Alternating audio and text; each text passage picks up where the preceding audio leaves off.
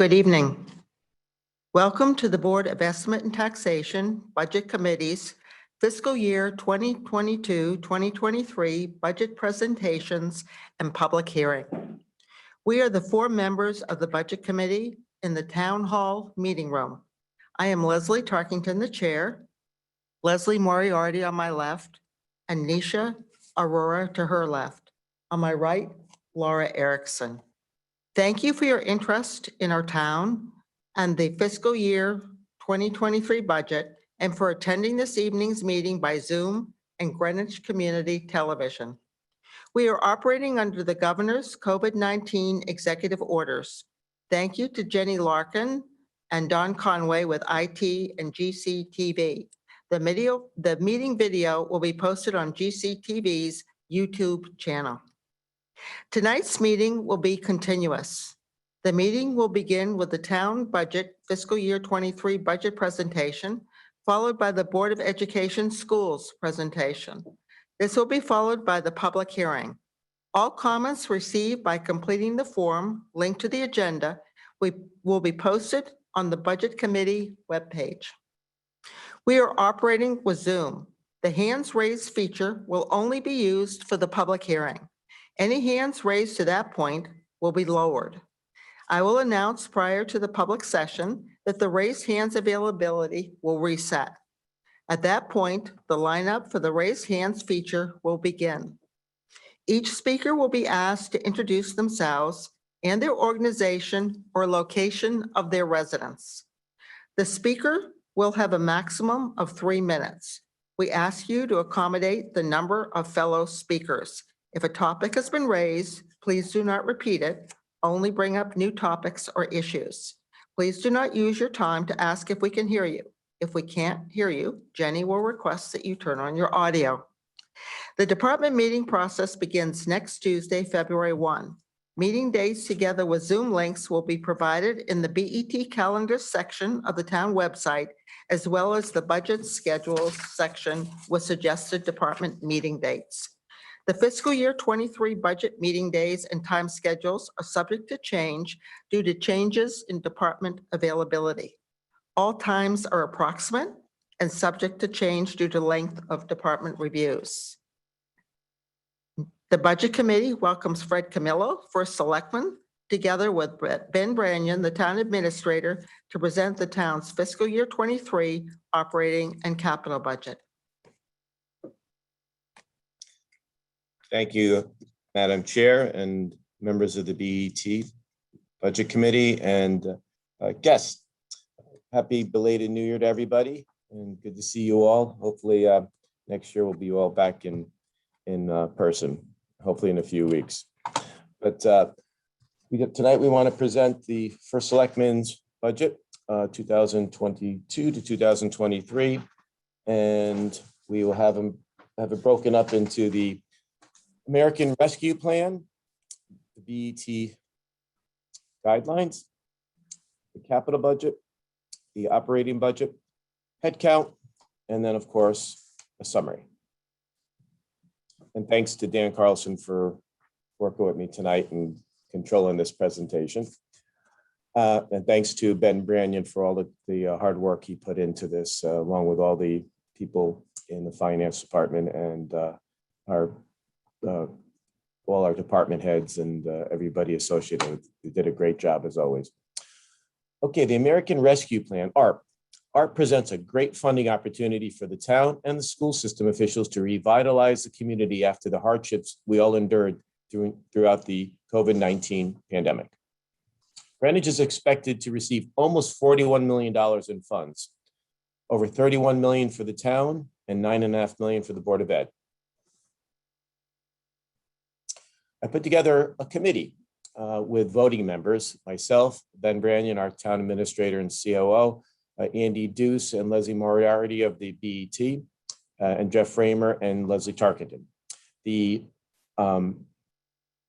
advisory members include the Director of Health, Caroline Baisley, Tyler Fairburn of Community Development and Grants Administrator, Pete Minarski, our Comptroller, and Demetria Nelson, who is our Commissioner of Human Services. Town Budget Resolution 53, ARP. The Town Board of Ed, Health, Nathaniel Witherall, Town Clerk, and Registrar of Voters is authorized to apply for and accept reimbursement of funds pursuant to the American Rescue Plan Act. Funds received from ARPA shall become appropriations upon approval of the Board of Estimate and Taxation and the representative town meeting.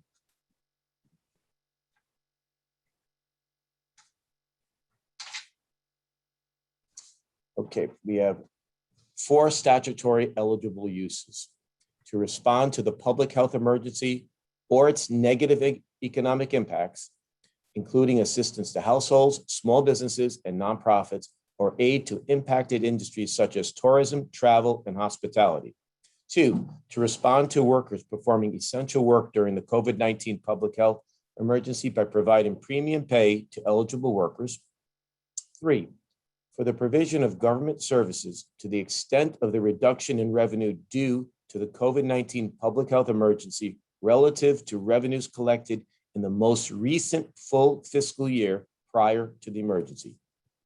And 4, finally, to make necessary investments in water, sewer, and broadband infrastructure. This is the preliminary thinking for ARP. We put it into 4 buckets: affordable housing, indoor air quality for critical town infrastructure, stormwater and sewer, and economic support for community nonprofits, for the grand total of $31,399,117. The BET guidelines. Current programming and services are assumed to continue. Capital projects are to be at $70 million, mill rate increase of 2.50, and estimated budget increases without benefits, 2.25% for the BOE and 2.65% for the town. Capital budget.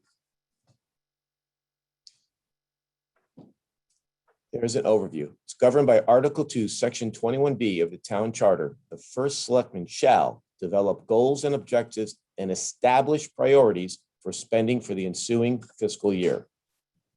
Establish priorities with respect to recommended capital spending for all town agencies, and develop a long-range capital spending plan. Again, this is to establish priorities, not a list. Capital budget process.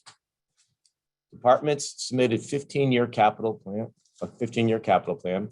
They've reviewed lists of projects deferred in fiscal year 2022. Over 26 million was moved to future years. First, selectmen reviewed projects, priority on maintaining existing assets and a focus on neighborhood enhancements. Then a total 87 million for capital year fiscal year 23. Now the neighborhood enhancements include bump outs, crosswalks, sidewalks, all for pedestrian safety. I do also want to note, and I'll mention this again a few times when you see this number, the 87 million in capital, it will jump out at you that it's 17 million over the guidelines. But we do have roughly $8 million that we have to appropriate all this, but $8 million to be refunded in the form of grants. And also we put back in $8 million that wasn't in the budget for the Western Middle School fields, which could be pushed back in a timely fashion. So that would bring us back exactly to the 70 million if you wanted to look at it that way. But I did want to mention the grant part of it. Thanks. And this here just shows a 5-year average of the general fund CIP from fiscal year 18 to fiscal year 22, about 47.1 million.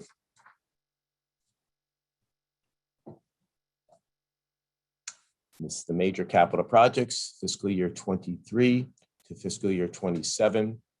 And again, if you note up here, up on the left-hand corner there, the 8 million that we added back for the soil remediation, which would be in fiscal year 23 and 24.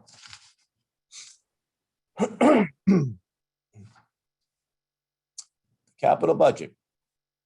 Fiscal year 23, town's capital plan includes neighborhood enhancement projects, fire and safe traffic and safety improvements, 300,000, Glenville Center neighborhood improvements, 500,000, Old Greenwich streetscape, 500,000, neighborhood, Coscob neighborhood sidewalk, 400,000, Shore Road sidewalk, 750,000, soil remediation projects, Greenwich High School, 12 million, and the aforementioned Western Middle School fields for $8 million. This in large part was driven by meeting with neighborhoods and citizens. So it's with neighborhood and citizen input throughout the town. GHS soil remediation, as you can see, phase 2 underway, summer of 2021. Remove soil in field 4, now rebuilding, summer 2022, field 3 excavation. Fiscal year 23, 12 million, fiscal year 24, 3 million.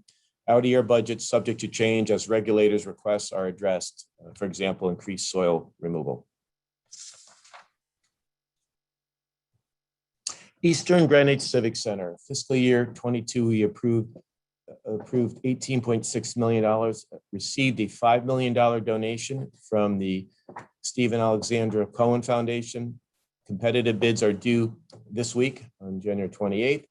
February BET meeting for release and conditions. You see the amounts there in the next 3 years. I do also want to mention, in addition to this big anchor donation, that we will begin shortly more capital fundraising with more naming opportunities within this building. So we hope to get that number down substantially more. Roger Sherman Baldwin Park. So you see a before and after the RFP we put out last year, which is still a work in progress, but you see there that the buildings were in the red, outlined in the red there. That's the garage. That's where trucks are parked.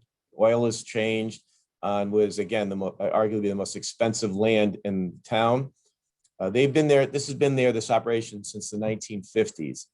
We think it's a very, very poor use of a great asset. We want to open it up, make it more green, establish more walking paths there, while still accommodating all of the great events that we have there. And as you can see, it's really going to be something that will mark the beginning, what I believe is a resurgence and a renovation and a brand new waterfront district. So here is fiscal year 23, 100,000 for evaluation, 1.3 million next year for relocation of the Parks and Rec operations, improvements to park, 11.2 for construction of park. Now, let me talk a little bit about this. We want to evaluate 2 spots for the relocation of the parks operation there. We've identified 2. We think they're very good. They're not in anybody's backyard, so to speak, not staring at anybody. It will enable, either one would enable the Parks Department to be really near the operations that they need to be there, the venues, so along the water, the shoreline. So that's what we're looking at that. We want to get on that right away. I did put out an RFP, as you know, for the surface parking lot across the way there at Island Beach. What we did in that RFP is we encouraged respondents to see if they had any interest in helping us with these numbers over here. The one that really jumps out is the 11.2 million. That's a high number, but we tried to tried to err on the high side because of the possible contamination of contaminated soil there, maybe. Great news is several respondents have responded with money to go towards getting that number down over there.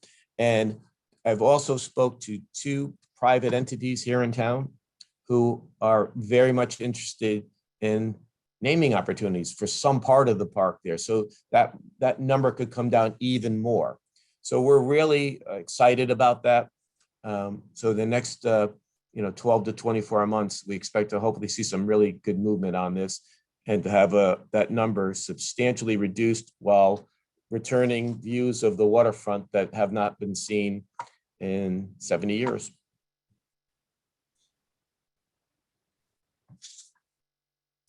Dorothy Hamill Rink. So this was built in 1972. I used to skate on it when it was just a slab of ice and a couple boards there. Used to go there every Wednesday, and it was built up piecemeal. So unfortunately, the final product is not in keeping up with our peer towns in this area. We've pushed the project out a year to allow the Rink User Committee for Design and Planning to gain more public feedback and review the project scope. We've been doing that already, gotten some great ideas. So this year, there's no money in there for this fiscal year 24, 950,000, and 17 million in fiscal year 25 for the construction costs. That number we hope to come way down to in the same way that we are bringing down the civic center costs through public-private partnership. That does not in any way curtail, affect public access or usage there. I know we've had several people who have reached out and had great ideas, but if any of these proposals or inquiries had any type of restriction on public use, that was something we couldn't do. But certainly we are very much open and excited to start entertaining proposals for public-private partnership to get this long overdue project done.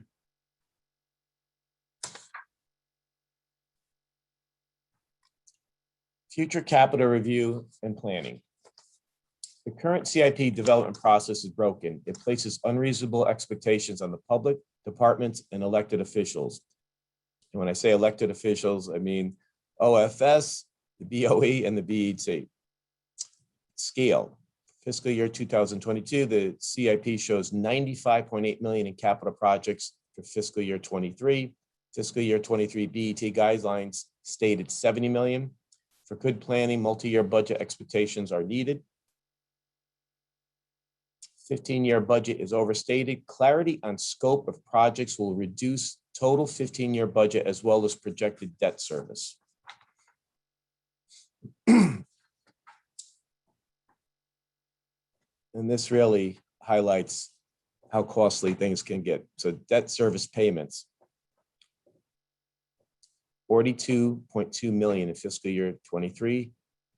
By 28, that's almost double. And by fiscal year 31, it's almost tripled. So you're looking at $120 million in debt service by fiscal year 31.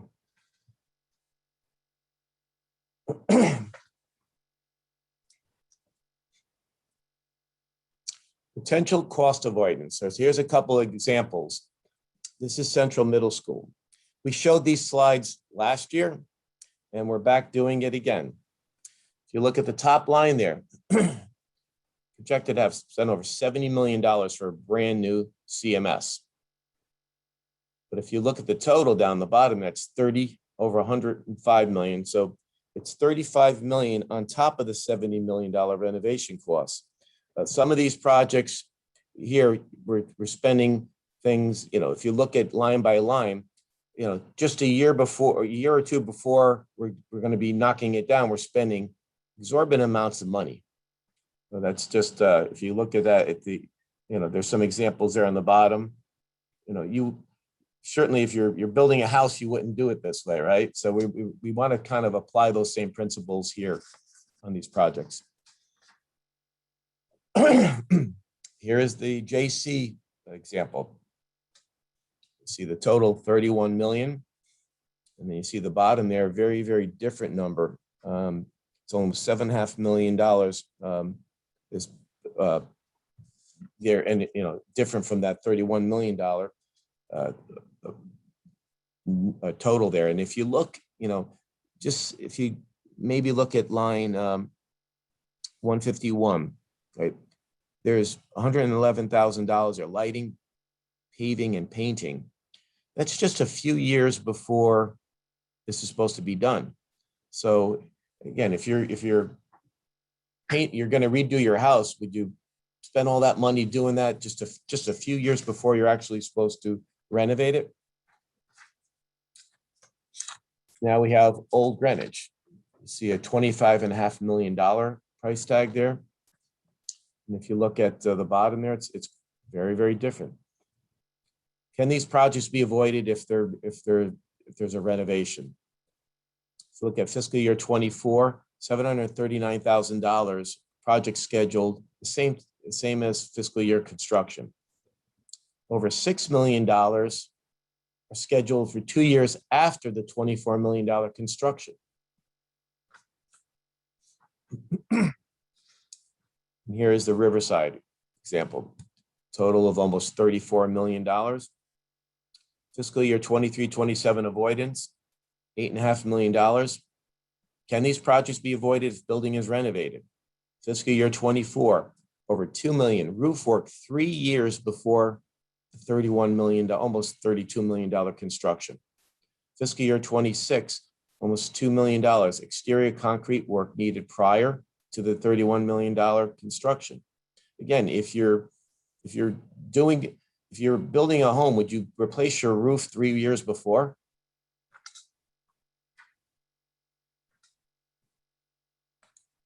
This is last year we had the hurricane model to describe the process. Here you look at it, it's like spaghetti. It's going all over the place. You could either be in the bottom left-hand corner in Belize, you could be in the center out in the Caribbean and Cuba, or you could even end up in Miami. It's confusing and chaotic. So enough complaining. So what are we going to do about it? So we want to revitalize the CIP process. We want to put together a CIP working group as an advisory body to the first selectman. First selectman, the superintendent of schools, commissioner of public works, the comptroller, town administrator and COO, 2 BET liaisons and 2 Board of Ed liaisons would be a member of would be a part of this group. Process will be focused on improving dialogue across the town on capital projects. A 5-year focus to provide clarity of scale and scope. Work group will be meeting in early March, so just a month away, with additional meetings throughout the course of the year. The goal is to inform the fiscal year 24 BET guidelines, as well as create a level of certainty of capital over the next 5 years. With that, we will go on to the operating. And here you see a summary of expenses. Fixed charges there, the percentage of change is 5.70 with the fixed charges. Total, everything combined there, percent change is 3.5% of expenses. Fixed charges. Okay, you see them all there. The 2 big ones are the post-employment benefits at 16.27%. And Nathaniel Witherall and school lunch, that 200% increase jumps out at you. That's the prior year losses. So that's 1.5 million to 4.5 million. Nathaniel Witherall, so fiscal year 23 contribution of 1.125 million. I issued an RFP last year for management services for Nathaniel Witherall. The evaluation committee has reviewed the RFPs and made a recommendation to the first selectman. I thank them for their time. They did a lot of work there. I think presented a great product. The next step is for the committee to speak with the Nathaniel Witherall board for further input. The goal here is to have a facility by maintaining the high quality care that we're used to there while addressing the fiscal issues. We don't think that, losing $4, $5, $6, $7 million a year is a way to conduct business, no matter whether it's private industry or a municipality. And this is a department, and that's money that certainly could be spent on lots of things that we're going over tonight. So we want to fix that, but we also want to maintain a quality of care component. Headcount. See the headcount change there. The town staffing has been reduced. You see the Board of Ed has increased there. So it ends up coming to a total of 2.14 when you combine them all of additional full-time employees. That's the combination of the town and the BOE.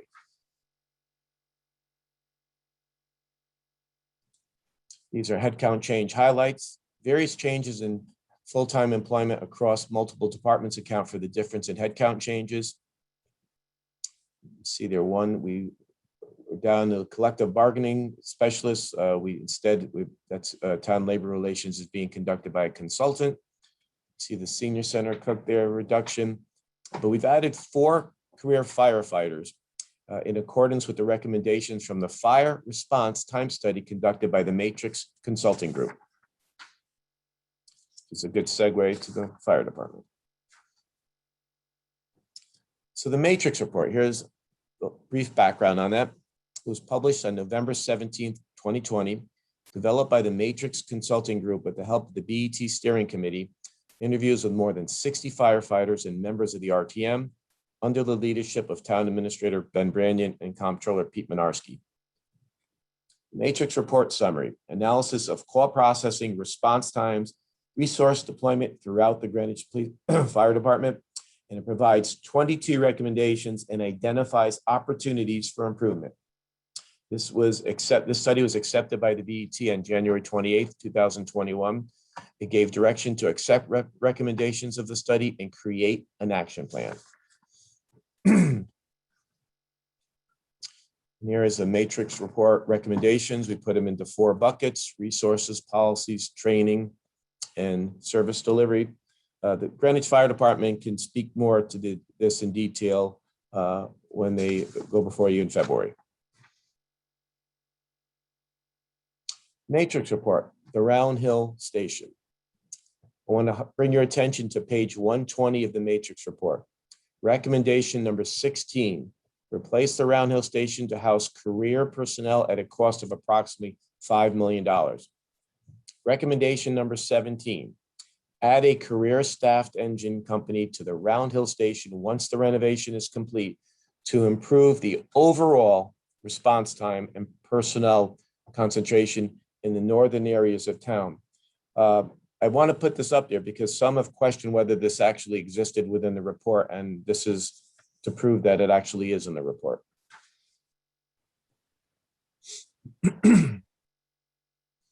Here's the Matrix report proposed plan. As you can see, the 4 firefighters, it's basically a slow integration into what is needed to avoid a budget shock later. It's a slow integration to get the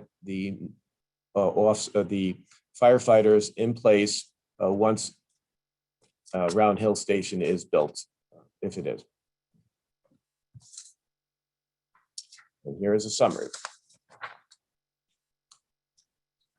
Budget increase of 3.45% includes the $87 million of general fund capital, but again, that $87 million will come down with roughly about $8 million in grants and possibly eliminating the $8 million Western Middle School field if there's another time where that's could be pushed back to.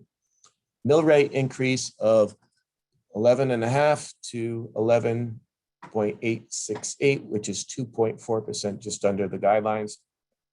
So a taxpayer with a house assessed home value of $1 million will have a $278 million increase in property taxes if nothing else would be changed after tonight. Operating budget is a continuation of services. Capital budget is getting projects done that are important to the community. Mill rate recognizes the impact of property taxes on our residents. So Greenwich has always done a great job in having the lowest in the state, and hats off to all our volunteers at the BET level and RTM. So with that, that is the presentation, and I thank you all for sitting through it. So Thank you, Fred, Dan, and Ben, because we know Ben also contributed to this effort in the work on the budget. We look forward to visiting with you next Tuesday, February 1, and in the Budget Committee's department meetings throughout February and into the first week of March. So thanks again, Fred. So now Thank you.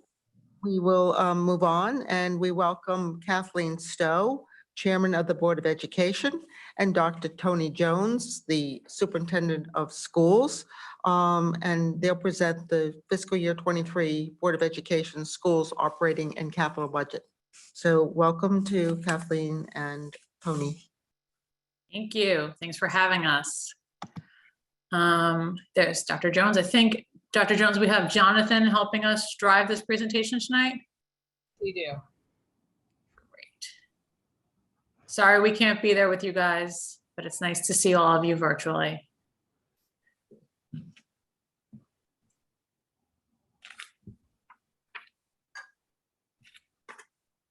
So Dr. Jones and I are going to go back and forth. Once the presentation goes up, we'll hopefully have our timing down.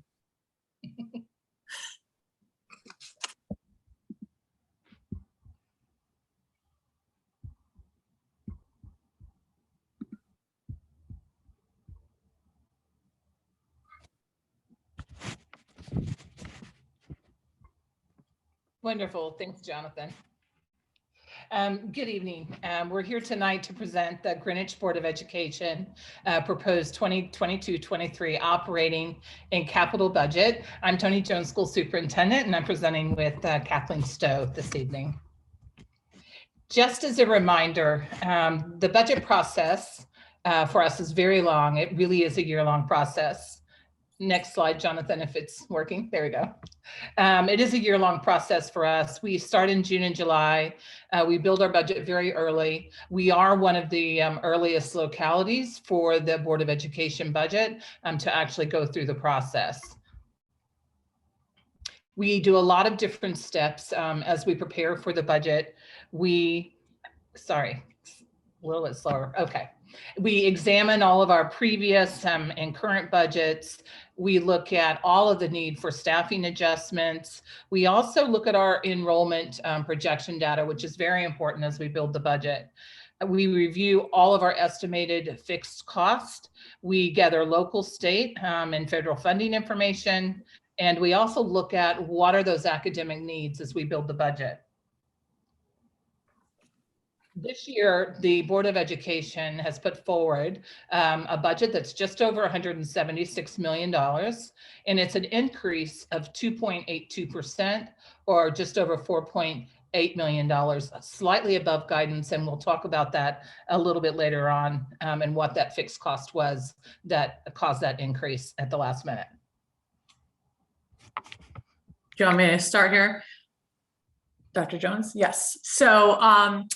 So really, it's a pretty simple budget. There are basically 5 drivers when you think about it. Salaries and contractual payments plus transportation represent 4.2 million of the 4.8 million increase. Next page, next slide. Whatever, if you can get all this up here, Jonathan, that would be great. What we really want to show you is the difference, right? So we came in 0.17% above your suggested guidance, and it's all comes down to transportation, and happy to walk through that, of course, in a lot more detail on the 3rd, but let me just give you the high level. I believe in your guidance originally, you were expecting transportation, you budgeted around a 2.25% increase.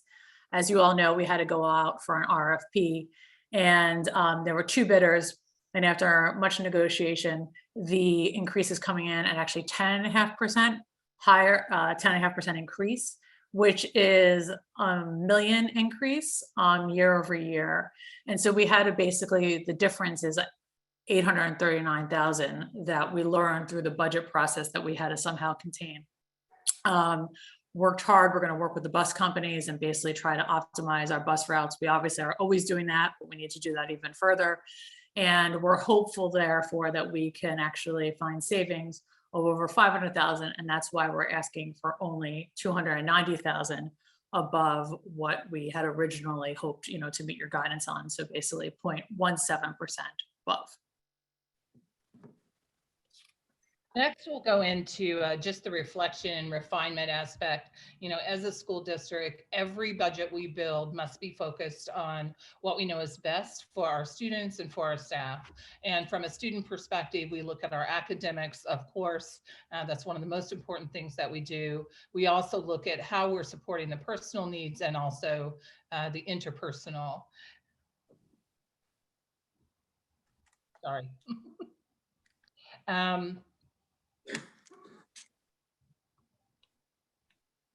Yeah, go ahead, Jonathan. Go ahead, go to the next one. So let's look at some of our just basic, we have 2 slides on our ELA and mathematics results. And I think it's important to note that with our results, and I think Jonathan's working on getting those up there. So these are results over the last couple of years for English language arts. And I think what I would want to point out is when you look at the far right-hand side and you'll see the green bar, that's how we did last year. The year before that, there was no state mandated testing. For the most part, we did not see huge dips like a lot of school districts did across the country. And I think that's largely attributed to being in person last year. And we thank our teachers and all of our staff for making that happen. With our math results, which is the next slide, you'll see the same thing again. The far right-hand side was last year's results. And we have a brand new math program actually in K-8. So we're going to be really excited to see how that impacts these results going into next year. When we look at our advanced placement scores, again, we dipped a little bit last year, but the tests have been totally different in that the way that they were online, just the way they were scored. One of the interesting thing was we had more students take AP tests last year, individual students, than we had previously in the previous several years, which was very exciting for us to see. We've also, during COVID, really maintained academic, interpersonal, and our extracurricular and elective opportunities to celebrate our students. And this is really K-12. We just recognized some of our semifinalists for national merit just this last board meeting, which was very exciting. Sports is a little bit tricky. But this year we have returned back to really the full activity schedule. And once again, our students are doing amazing things. So when we look at the student demographic and enrollment information, this is something that I think a lot of people are really interested in. When you look on the top left, what you're seeing is the number of students, and this is as of October 1, who were enrolled in our schools. This slide is a little bit different than you may see on some of the other information because we do include 9 to 12 plus, which is our transition students. You'll also see the outplacement and settlement number, which is the number of students on the left and the right that goes into the total because we must budget for every student, regardless of where they are placed. What you're seeing on the very bottom is actually the students who qualify for free and reduced lunch. And this is, again, it looks like it's gone down. This is really more attributed to trying to get families to fill out the paperwork because one of the COVID benefits has the federal government has provided free lunch to any student who wants it. So there's not the same need to really fill out the paperwork. So that's been a challenge for us. On the top right, you'll see the numbers that are reflective of our English language population stayed relatively constant. And on the bottom right, you're seeing our graduation rate, which is pretty consistent between 96 and 97%. This is probably one of our, I think a chart that we really like this year. It goes all the way back to the 1960s. One of the questions that we've heard a lot is, what did enrollment look like if you go back several decades? And I've even had people ask, if we're trending down a little bit in enrollment, do you need to think about closing a school? And so we really did our homework to go back and look at the data over time. And what you see is we've been as high as 11,000 and we've been as low as just over 6,000, which is the trough right in the middle. Where you see the small arrow is when previously the district started talking about closing a school, and actually actually did close the school in that time, but then by the time the trough started coming back up, we were reopening. So when you look on the far right, that's not where we are right now. We're not seeing that type of decline. Certainly it's something that going forward the next few years we'll continue to watch and see what enrollment does over time. One aspect of enrollment growth is happening in our preschool program. And if you look back on the far left at 2012, we've more than doubled in our preschool program. And not only does it take a lot of staff to run a preschool program, but it also takes space. So every time we add a preschool, that's a room that comes out of rotation in one of our 11 elementary schools. And this is one of our fastest growing programs. And just as a reminder, it is required by federal law. Another question that we get is, why is enrollment going down? What's causing this?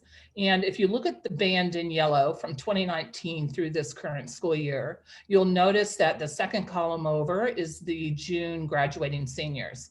Those are pretty big numbers at 600, 700. When you look at the third column over, this is where kindergarten is coming in, and those are closer to 600 and 500s. So we're just through natural attrition. Our class sizes right now are about 130, 115 average, less than what our outgoing seniors are. And this will remain to be seen again, what's going to happen post-COVID. Right now, they are behind on pulling the birth rate data for the last 2 years. So we're waiting on that to see if it was trending up, trending down, or staying flat. But it's really just those small kindergarten and large senior class. Again, when we look at student enrollment, this is an actual example of our current school year. We have 32 fifth grade classrooms with an average of 21 students. Next year, we will still have 32 fifth grade classrooms with an average of 19. We're not at the point where you can put 19 and 19 in one classroom altogether. So although you'll see the numbers trending down as a whole by 64 students, we still need 32 classrooms. Now, along with that, I do want to point out that since 2016, going into next year's budget, we are down 15 elementary K-5 sections. So sometimes people will say, well, if elementary is going down, why are we not seeing a reduction in headcount? But it really is the whole systemic full district view. As we're going down in K-5 sections, you have to offset that with going up in areas like preschool, which is needing more staff. Now it is saving us from adding a lot of FTE over time because we're able to shift from K-5 and use that FTE in another area like preschool where it's needed. But we are going down in headcount in just K-5 elementary classrooms. And just a quick view of enrollment, you'll see K-5 is going through a slight decline, and then you'll notice on the right, it's expected to start coming back up slightly. In middle school, you'll see where it's up right now, just starting to decline, but again, it'll be a very small, slower decline. And in high school, we are kind of at a peak right now, larger 8th grade class, moving through high school, and then it will start to decline. But again, when you look at the far right, when high school starts to decline slightly, that's when K-5 and 6-8 start to go back up again slightly. And next, Kathleen, I'll turn it over to you for the budget expense. Sounds good. Thank you, Dr. Jones. Okay, so here we have a pie chart, and as you might expect, most of our costs are where they should be. In salaries, it's obviously a people-driven business. When I've looked at comparables, this is in line with where most school districts are, around 76% for your salaries. Next slide. But then how does that break down? And like I've always said, I'm happy to report that it's mostly in the classroom, right? And especially since Dr. Jones has been around, and I'd like to say since I've been on the board, we've worked hard to reduce the administrative percent of that pie. That was about 4% over 2 years ago, and now down to 2.7% is exactly the trend I like to see, where you're having less in sort of your G&A and more in, the people in front of the students. Specifically, we'll go into more detail on February 3rd, but just high level, there's been elimination of a few positions in central office, And most importantly, I know Dr. Jones moved a lot of people out of central office and redeployed them back to the classroom, and that's exactly what we should be doing. Next slide. For what it's worth, transportation is a huge piece. It's well, obviously been talking about that a lot tonight. We're going to be talking a lot more about that. But this just sort of shows you how it breaks down. As you know, it is law for us to require public, private, and parochial student transportation. We have about private schools are about 17% of that. Again, that's sort of in line with what you see in Connecticut school districts. Next slide, school lunch fund. This budget assumes that we're back to a normal year where we are selling everything. Of course, looked very different during COVID.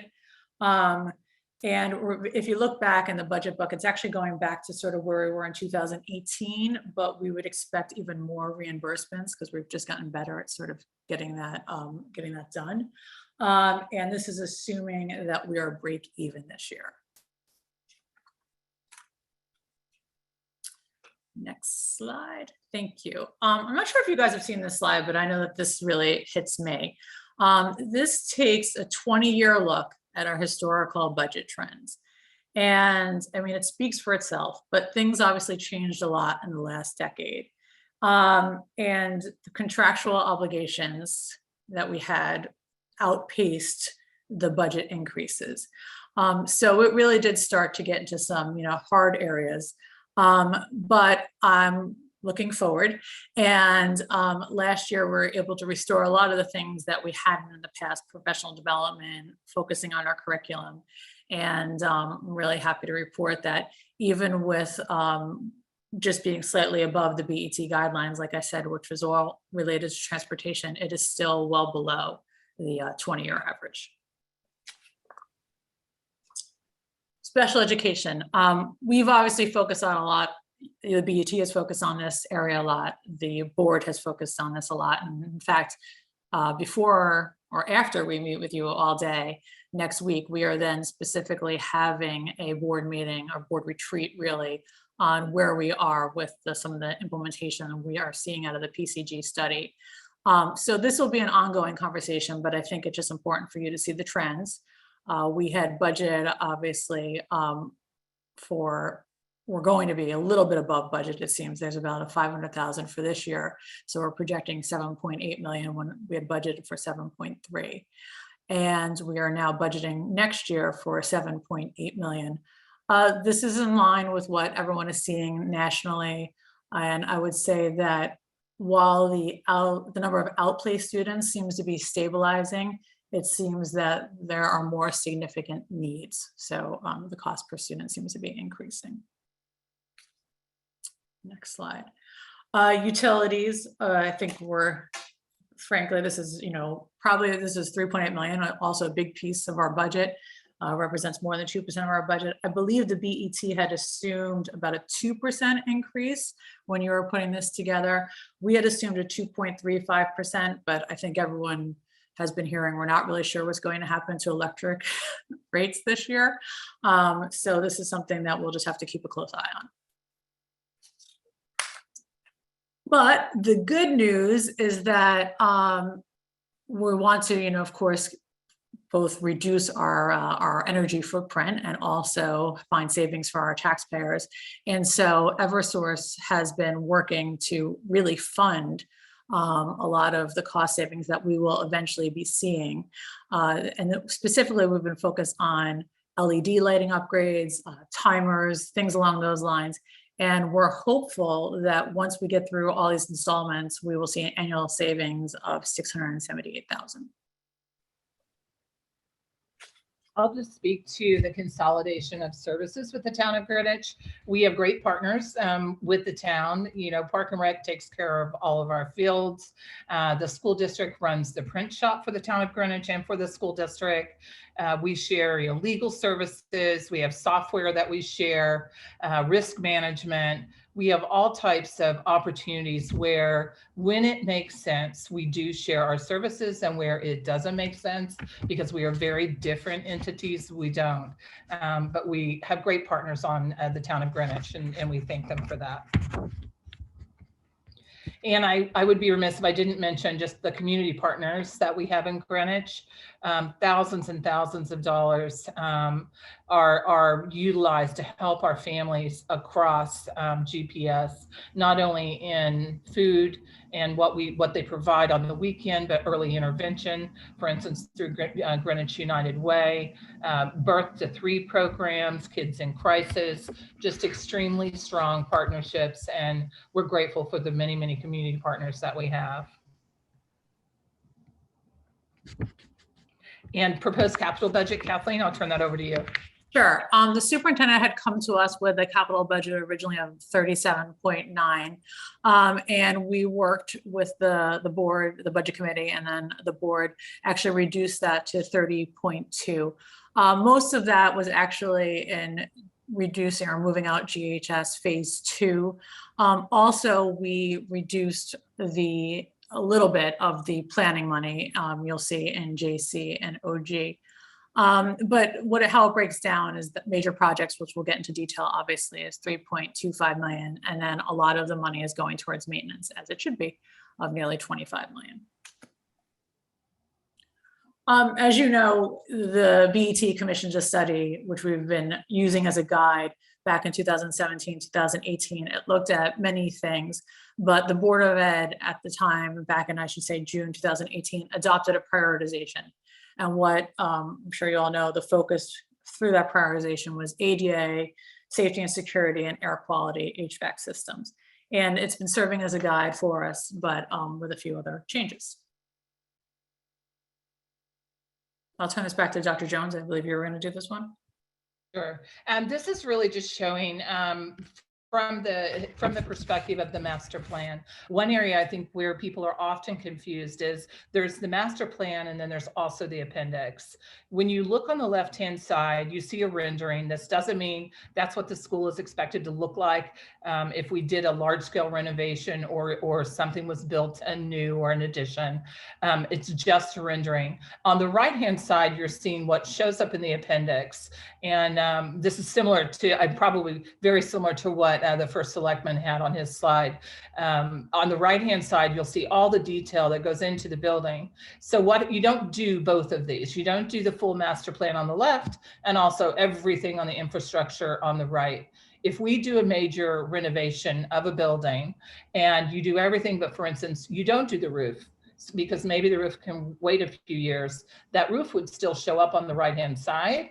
But if you manage to do all the lighting and the HVAC, that would come off the list on the right. So it's not meant to put both of those together and add them together. You're doing part of what's on the left and part of what's on the right.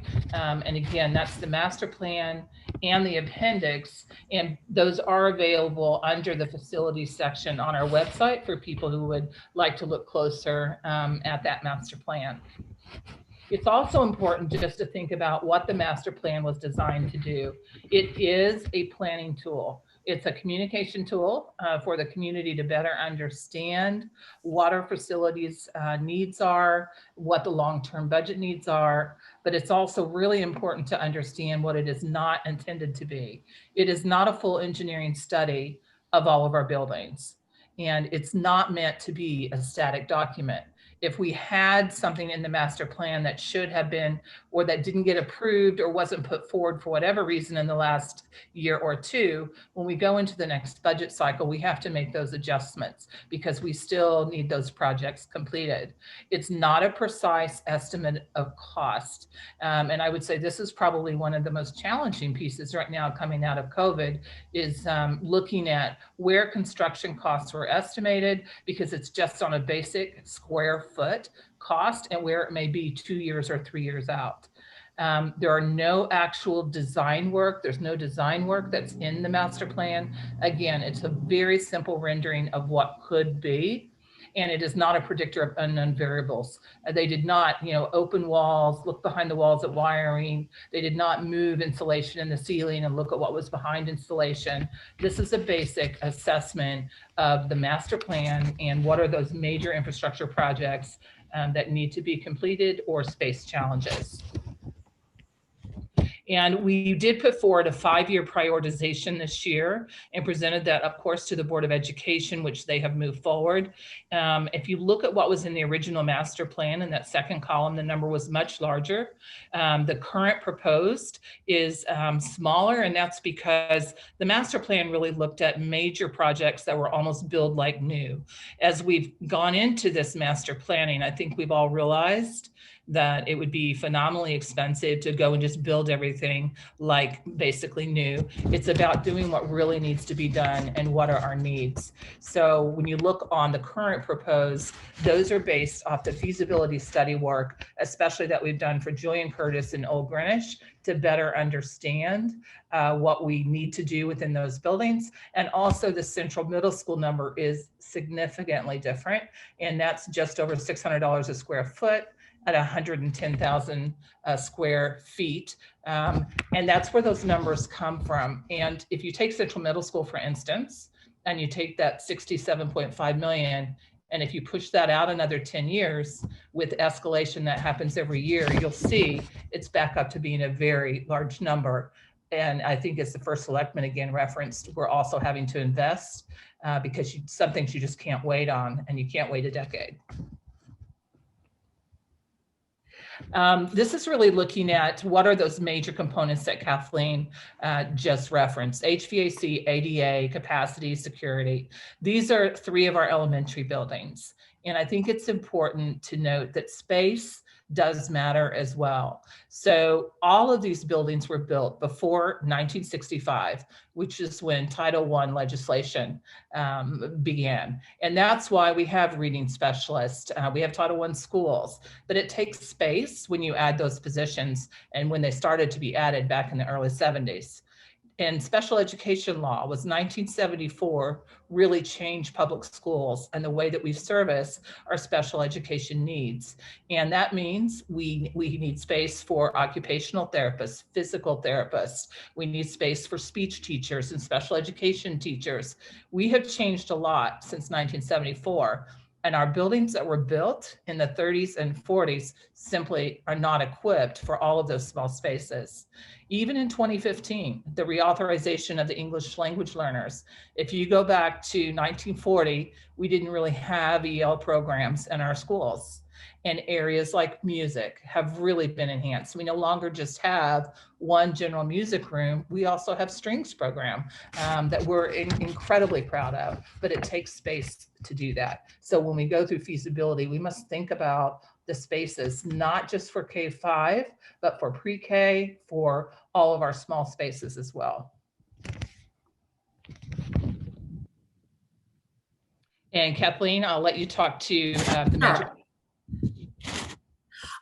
So the major projects that we're requesting this year are JC and OG, the architectural engineering and design money for that. Just again, this was originally in the superintendent's budget. They both came in at 1.8 million, but we learned that we're pretty far along there and we know more. And so we actually thought we could reduce both of those asks to 1.5 million. And then, of course, Central Middle School, as Dr. Jones spoke to previously, this is something we, of course, asked for previously, but this is something that's changed. The reality is, since the master facility plan, this building has seemingly deteriorated a little bit more quickly. And as we talked about in the budget committee, and then, of course, the board, and then Fred laid out tonight, there's also a lot of cost avoidance. If we were to move Central Middle School up, it would cost a lot to maintain, when it looks like we could actually, especially at the reduced square footage pricing, probably build Central Middle School for something that's a lot more reasonable than originally anticipated, and is something that we think is important. So we did, as a board, move this up, and we're asking for feasibility money on this one again for $250,000. We do note here that Western Middle School is something, of course, we know that as soon as we actually get approval, we will be coming back to the BET to hopefully ask for some interim money there.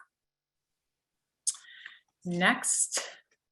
Again, I think we should just point out that one of the things that came out of the KG&D study, and we've talked a lot about over the past couple of years, is we probably should be maintaining the buildings with something more along the lines of north of $20 million was the number that came out of the KG&D study.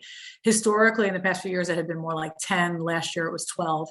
So this is really getting it to someplace a more realistic thing, given the assets that we have. And so that's why we are focused more than ever on requesting more money around annual infrastructure, and that's nearly 25 million. So the biggest part of the request for capital. And that's it. The next slide just lays out exactly what we're asking for, the 176 million and the 30 million for the capital. And I just wanted to say thank you so much for listening to us. I know we'll be spending a lot of time together. Welcome, Nisha.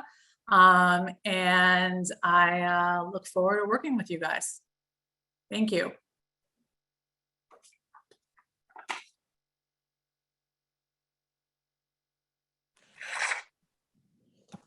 So thank you, Kathleen and Tony. We look forward to working with you during the budget meetings. And as you pointed out, this year's schools will kick off the department meetings next Thursday, February 3rd. We now come, so we can, take Kathleen and Tony down, Jenny. We now come to the public hearing section. And so Jenny will now lower any hands raised to this point, and I think probably has reset the hands raised option. We on board, Jenny? Okay, great. Thank you. You may raise your hand at this time forward. Your comments will be taken in order of your hand raised. We look forward to listening to your input. Again, I'm going to repeat some of what I said earlier because we do have many more people now listening. Written comments do not need to be repeated. The forms link will be open through the remainder of this public hearing or until 11:59 p.m., whichever is earlier. All forms after redacting private information, including email addresses and telephone numbers, will be posted on the BET Budget Committee webpage for the presentation and public hearing for this evening's meeting. Everyone will have the opportunity to read what people have written. We would be appreciative if you are not repetitive in your remarks with previous speakers and do not repeat remarks submitted in writing through the form process. Laura will call out the names of the speaker and then the follow-on speaker who should be prepared to speak next. Jenny will give the speaker access to the audio and mute there after the person has spoken. There will be no speaker video during this session. Public speakers are limited to 3 minutes, which will dead stop. Pete Minarski is the timekeeper for the Zoom clock, and you'll see it count down from 3 minutes. Please do not ask at the beginning of your talk if we can hear you. Jenny will request that you turn on your microphone if we can't. Each speaker is asked to introduce themselves and the organization or location of their residence. Please accommodate the large number of fellow speakers and be efficient with your time. If not needed, don't use the full time provided. If a topic has been raised, do not repeat it, only bring up new topics or issues. We thank you for your interest and for participating in the fiscal year 23 budget process. We value our dialogue with you, our fellow town citizens. Laura will now call the name of the first speaker and the speaker to follow. Please be ready when your name is called. Thank you. Okay, the first speaker is Patty Roberts, to be followed by Mary Tobin. Hi, I am Patty Roberts, and I live at 9 Bramble Lane in Riverside since 1992. I come to speak to you about the I-95 project and why it does not qualify for federal support for noise abatement. Because of this, the state and the town of Greenwich need to join hands to solve this health issue. Noise studies are required when the proposed project is adjacent to a noise-sensitive area, such as a residential areas or schools. And the project is for new highways or an existing highway with significant alterations by either changing the vertical or horizontal characteristics of a road. or by adding to the number of traffic lanes. In these situations, which are called Tier 1 projects, the noise barriers are funded federally at 90%. The project along Greenwich at I-95 does not meet the Tier 1 definition. For our project, there is no federal requirement for a noise study, nor to federally fund any noise abatement measures. The last time noise barriers were added to a reconstruction project was Darien in 2009. The state added a fourth speed lane change lane at the intersections of exit 11, 12, and 13 to ease traffic flow. Noise barriers from 12 feet to 26 feet were added to address the highway noise. This was a Tier 1 project. It's noteworthy at that time, there were 150,000 cars and trucks that were passing by on the highway. Clearly, it is higher today with a heavier concentration of trucks at 24/7. The only solution for the town of Greenwich is to work in partnership with the governor for a public, town and state and private funding partnership for our citizens to get relief from this health issue. Thank you. The next speaker is Mary Tobin, to be followed by Anthony Moore. Good evening. My name is Mary Tobin, and I am a resident of Old Greenwich. I'm speaking tonight in support of the $1.5 million for the OGS renovation project, as well as in support of other capital projects to move forward this year at Julian Curtis and Central Middle School. Our family moved to my husband's hometown of Old Greenwich for the great community of people who live here, for the parks and natural beauty, and especially for the excellent public schools. My son Dylan is a first grader at OGS, and we have been so appreciative of the excellent teaching staff and administration who have kept our children in school in person during COVID. I wish I could say the same for the state of the school's facilities, and in particular, my son's classroom. As it is below sea level and with rising storm surges year after year, every time we have a heavy storm, water seeps into his classroom and the bathroom floods with raw sewage. I believe we can do better. When I ran for RTM to represent District 6, I spoke with many OGS parents who shared their frustration with the lack of accessibility, outdated facilities without proper ventilation, and lack of security sightlines from the front office. As an alternate on the RTM Education Committee, I look forward to learning more about the town's budget process for investing in our schools and to working with you all in the BET and our local stakeholders to find adequate solutions to these challenges.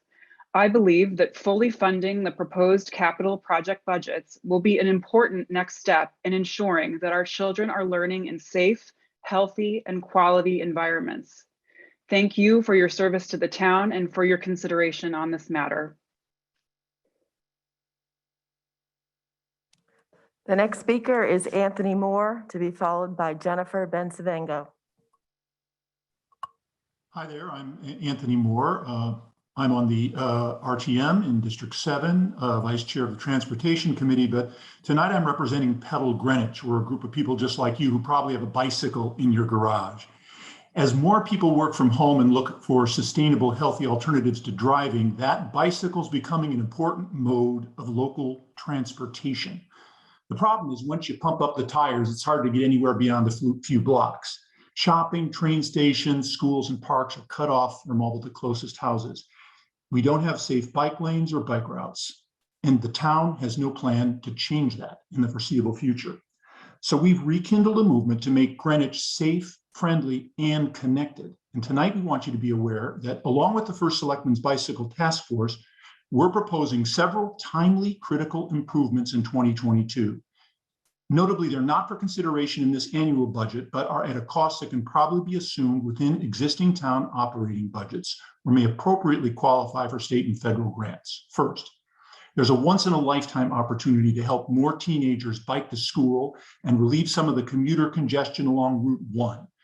3 construction projects by the high school are now under planning: the new GH entryway, a state bridge replacement, and an 830G apartment building. We urge that the town add an off-road multi-use path as part of that construction. It would open up bike access for students north and south of Route 1, while also creating a protected connection from east to west for cyclists and pedestrians. Next, add bike infrastructure at the new Cohen East Greenwich Civic Center and improve road striping to route bikes safely to other key public amenities there, schools, the OG downtown, the public housing at Adams Garden, Binney Park, and the library. And finally, funding to support the formation of a bike safety training program targeting all youth in Greenwich via safety clinics at schools and youth nonprofit organizations. Building roads will not solve traffic congestion here. We have to become visionaries for a minute. We're asking you to imagine a Greenwich where you or your kids can hop on a bike and get where you need to go without risking life or limb.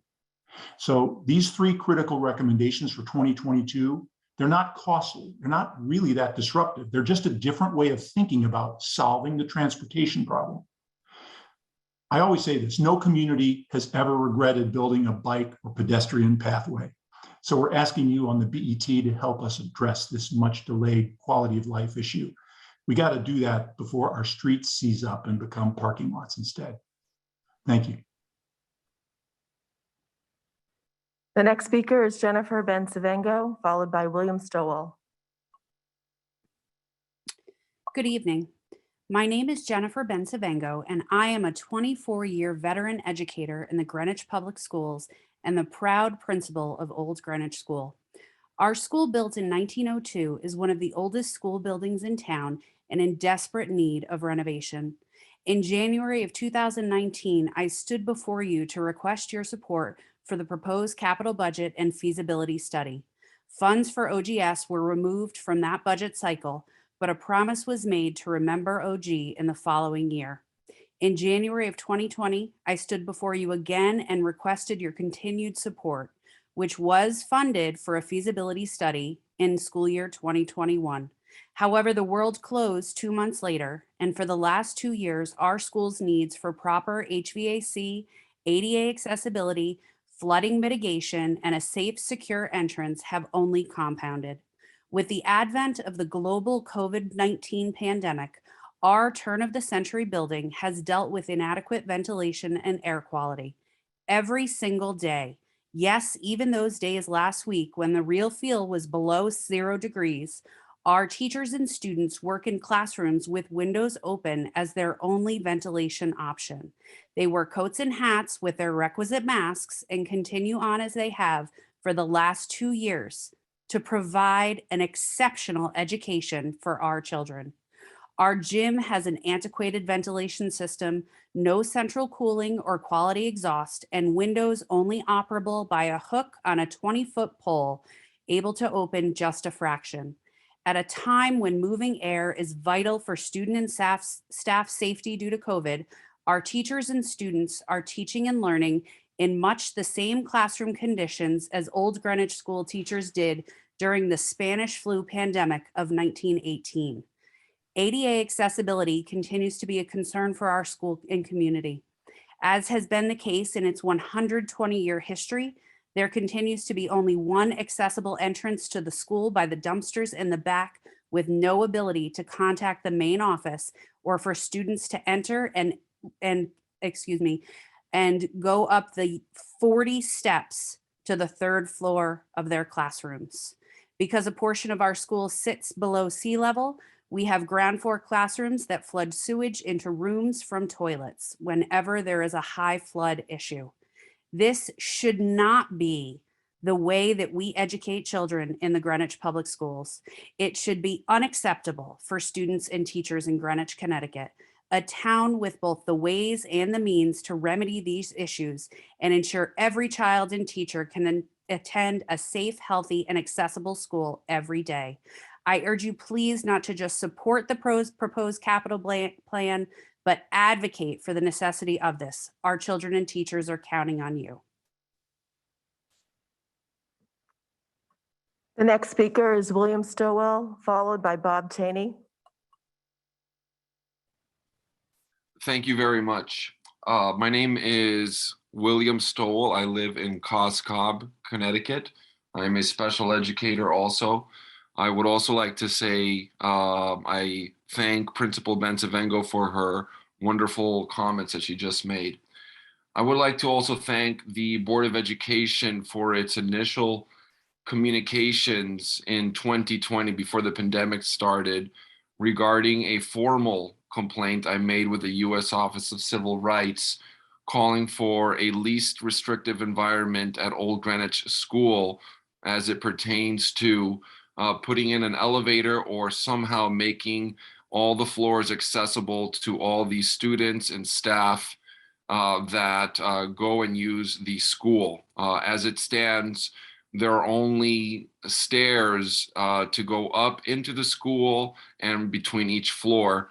And according to the ADA law, there should be easier access for the traffic within the school to walk to and fro. And this specifically would help students or staff with physical impairments and who may not be able to walk and may be wheelchair bound. I also spoke with the same Office of Civil Rights today, or I communicated with them, and they expressed their regards that they are monitoring the situation. And it is asked of the Board of Education that they prioritize the start and completion of the same project before initiating any large-scale plan of any kind of formidable project for the expansion of the building, and commence that these intentions be announced. And I ask that these intentions be announced to the town residents. Secondly, I do request that the Board of Education take a new and fresh position on increasing quality of life community supports for students who graduate out of the public school system's special education programs. More can be done to create dynamic offerings that continue to integrate town residents with varied special needs, and these community supports must bring in expertise of professionals outside of the usual channels of service. Greenwich residents who are adults with special needs deserve to be aware of all the professional supports and helps that can be available to them. Thank you very much. The next speaker is Bob Cheney, to be followed by Greg Piccinino. My name is Bob Cheney. I live in Greenwich, and I'm speaking this evening as a concerned parent, having a child currently enrolled in both Julian Curtis and Central Middle School.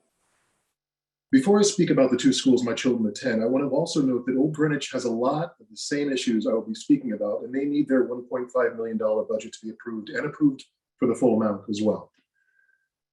First, I want to talk about Central Middle School. I want to make sure you understand that Central Middle School has so many structural issues. I was able to walk the halls on the outside of Central Middle School and was appalled at what I saw. Leaking walls and floors, doors that can't keep out the rain, snow, and cold weather. There are also major issues with the walls and the halls that connect the old and new part of the building. Not to mention, there's also no boys' locker room for the gymnasium at this time. The original 2017 master plan stated that Central Middle needed to be torn down and replaced with a new building. That was 5 years ago, and nothing structurally has been done to assist this school. Central Middle School needs the full $250,000 approved for feasibility. Now to Julian Curtis. At the beginning of the school year, my fourth grader, who attends Julian Curtis, hurt his heel and was on crutches for weeks. As I'm sure you're all aware, Julian Curtis, like Old Greenwich, as was just mentioned, has no elevator. That meant that during this time, I had to get him to school early and help him upstairs to his classroom. I also had to show up early to help him down the stairs at the end of the school day. But luckily, I was able to make the time in my day to do this, but I'm not sure that other families who attend Julian Curtis have this luxury. Another point, when we lived in Byram, we attended the North Street preschool program. While this is an amazing preschool program, it was not easy to get to from where we lived at the time. This is why JC needs to have a preschool program as well. As it is centrally located, I think it would be easy for families who live anywhere in Greenwich to get to this. If we were already in the school to fix ADA compliance, there's no reason why we should not also do everything that needs to be done to Julian Curtis, including the preschool rooms. This means that Julian Curtis needs to be approved for the full $1.5 million. My final thought is this. It seems to me that the issues surrounding the school buildings are not being ignored. They're being acknowledged and then dismissed. This indifference to what is happening to the students in our public schools is unacceptable and, quite frankly, embarrassing. There should be a sense of pride in our public schools and a desire to want the schools to be the best that Greenwich can offer. We can't keep kicking the can down the road. We are 5 years into a 15-year plan with not one design plan having moved forward. We need action on this. This cannot continue to be dismissed, and the budgets need to be approved for the full amounts. Our children, our faculty, and the entire Greenwich community are counting on you. Thank you. Have a good evening. The next speaker is Greg Piccinino, to be followed by Carrie Bisbee.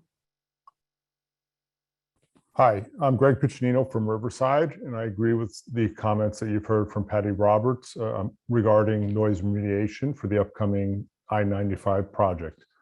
I will comment on the impact noise remediation can have on property prices and hence assessment values and tax revenues. While property prices are not the underlying motivation of our efforts, investing in noise remediation can increase municipal tax revenues through increased home values. There are a wealth of studies on this, and all suggest property prices increase by 0.4% for each decibel of noise reduction. I did a small study using the grand list and mapped out each house 1,500 feet south of I-95 between Riverside Avenue and Sound Beach Avenue. That's about 0.2 of a square mile. 1,500 feet south of I-95 is Lockwood Ave, just for your information. I calculate that a 10 decibel reduction in highway noise would generate an additional $250,000 in annual property revenue from that part of Greenwich. From this sample, I conservatively estimate reducing highway noise could easily increase property tax revenues by 1% or $4.5 million per year, and that would effectively eliminate the mill rate increase we're seeing this year. I also don't account for any impact beyond the 1,500 feet from I-95, but we know there are many of those on the call today that live further and complain about the noise.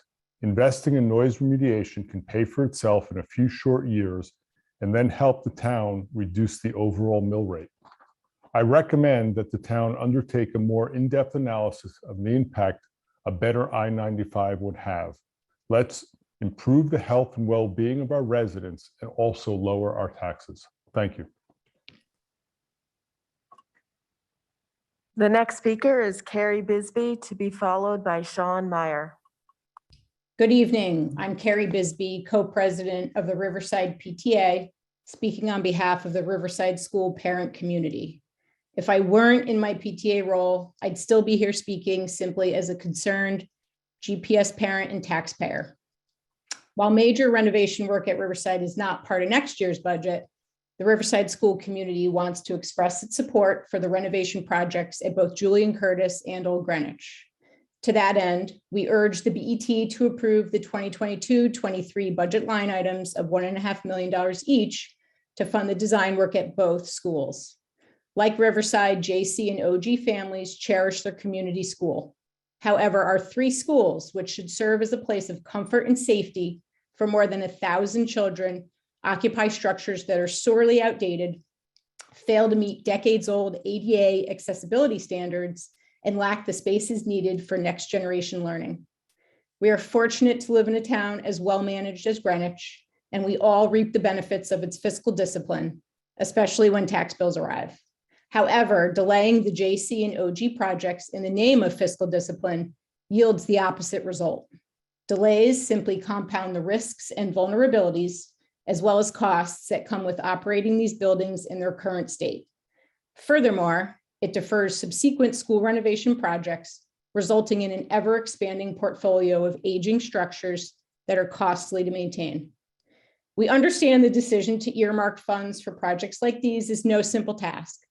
As the town's financial stewards, you grapple with the concept of unlimited wants, but limited resources, meaning you must identify which among the town's competing capital needs are truly the highest priority. Based on that notion, it's time many of our youngest community members and the buildings in which they spend so many hours of their day become one of those top priorities, even if it means having to extract just a little more from our immense tax base to make that happen. Thank you. The next speaker is Sean Meyer, to be followed by Katie DeLuca. Hi, good evening. This is Sean Meyer. I live at 10 Butler Street in Coscob with my family. I'm here also to speak about the excessive noise from I-95. I agree with the previous speakers on this topic, and I'd like to comment on the health and learning impacts of noise pollution on our community. These have been well researched, both globally and in the US, and are well documented by the World Health Organization. Unfortunately, the impacts of excessive noise do not stop with the obvious potential for hearing impairment. Other health effects of noise pollution include increased stress levels, sleep disturbance, and cardiovascular disease. Even a short-term exposure to high levels of noise can raise blood pressure and increase blood viscosity. And the World Health Organization contends that people can lose more than 3 healthy life years from a combination of ailments caused or exacerbated by the constant noise of cars and trucks.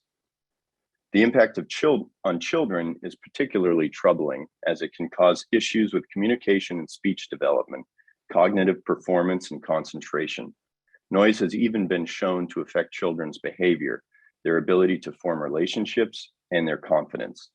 In an extreme example of this, a 1975 study of children in a Manhattan school classroom that was right next to a train line were shown to be 11 months behind their peers on the quieter side of the building.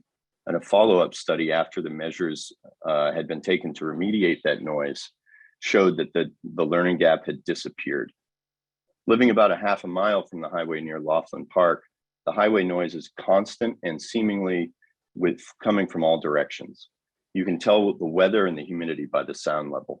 And walking from my house to the Coscob train station, which is under the highway overpass, the noise grows exponentially. Many of my neighbors living closer to the highway are constantly awakened, whereas we, being a little further away, only sometimes in the wrong weather would hear it. But these are clearly harbingers of the health impacts that have been seen in these studies. As the parent of young children, I'm also concerned about the effects of I-95 noise on my community and especially their learning. Highway noise is an intrusive presence on the grounds of Coscob School, even though it's not even that close to I-95. You can't even see it. So I'm 100% behind the First Selectman's allocations of funds for the highway noise mitigation and ask the BET to support this initiative. Thank you. The next speaker is Katie DeLuca, to be followed by Erica Jacoby. Good evening, everybody. My name is Katie DeLuca, and I am the town planner. Tonight, I'd like to speak in very strong support of the Glenville Neighborhood Project. This is a project that both the Department of Public Works and Planning and Zoning have worked closely together on with nonprofit groups and members of the Glenville community and beyond. This is a project actually about budget efficiency, and that we're asking for the public monies of the public-private partnership to capitalize on the work that is already moving forward in part to the congestion mitigation and air quality grant in Glenville. Since the road will be opened up as part of those improvements, this is a perfect opportunity to avoid that cost in the future and use this time for additional beautification and neighborhood enhancement that is called out in both the Glenville Pembroke Neighborhood Plan and in the 2019 Plan of Conservation and Development. We are far along the path with respect to fundraising that has been successful due to strong community involvement and town department collaboration over the last 18 months. On a separate note, I would also like to speak to headcount and a request that I put in for 1 additional full-time and 1 additional part-time zoning enforcement position. This request was made in response to complaints received and requests made by the public. Our resources are very, very limited, and so we have to triage the complaints that come in. So in very short, this approach allows us to meet the public health and safety issues that arise, such as dangerous or overcrowded apartments, but very little resources left for anything else. Without proper enforcement, the best zoning regulations in the world don't mean very much, and the community knows it. So what I'm asking for tonight is simply an opportunity for this to be placed back into the budget so I can present my full case to the full BET. Thank you for your time. The next speaker is Erica Jacoby, to be followed by F. Alvarez. Good evening. My name is Erica Jacoby, and I'm speaking on behalf of the Old Greenwich School parent body as this year's PTA president. By now, you have received numerous written comments from Old Greenwich residents, and tonight many parents have joined the meeting to show their support for the $1.5 million CapEx budget proposed by the BOE for the design phase of our building's renovation. In 2016, our family relocated from Manhattan, selecting to pay a premium to live on a third of an acre in OG because of the public school system, village, proximity to Todd's Point, and community. My story, however, is not unique. The pandemic has prompted the COVID flee from the city, with many New Yorkers selecting OG for the very same reasons. This school year, we will welcome over 50 new families to OGS, a 25% increase over prior year. The OGS zoned housing market is more than tight, with 2021 house sales up 33% versus prior year. Houses sell quickly and often over list price. The rental market is simply non-existent here. It is imperative that we address the condition of our school building to ensure we continue to attract buyers, meet the expectation of all of our parents, and maintain our home values. Now, from a parent perspective, it is more than unsettling to send my children off to a building that is failing. I regularly think about my fellow North Miami parents whose children were displaced due to the collapsed ceiling. I recall more than one of them claiming they felt quote unquote lucky the incident happened while their children were not in school. The safety of children in a GPS building should never be left to luck. Yet for years, due to our non-compliant ADA buildings, teachers, staff, and administrators at OGS and JC have carried our injured children up and down stairways. Children with leg and foot injuries are often required to sit by themselves in a ground floor room with a substitute teacher, unable to maneuver the stairways in our school that is spread over 6 levels.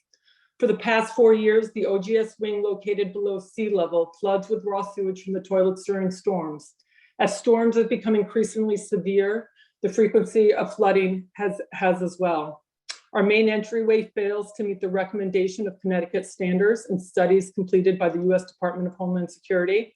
Our open campus in the center of town with the absence of a protected courtyard is a serious safety concern given the number of tragic occurrences on school campuses nationwide. And finally, the pandemic has only highlighted the school's continued need for a properly powered HVAC system to ensure our children are breathing clean, safe air. Tonight, as parents and taxpayers, we are asking that the BET approve the 2022-2023 capital plan as presented by Chair Stowe and Dr. Jones, prioritizing OGS, our sister school Julian Curtis, and Central Middle School. Commissioning a study to develop a master plan is simply an exercise in futility if the BET cuts capital and underfunds maintenance year after year. Our children, teachers, staff, and administrators deserve to learn, work in a healthy and safe environment. I appreciate your time.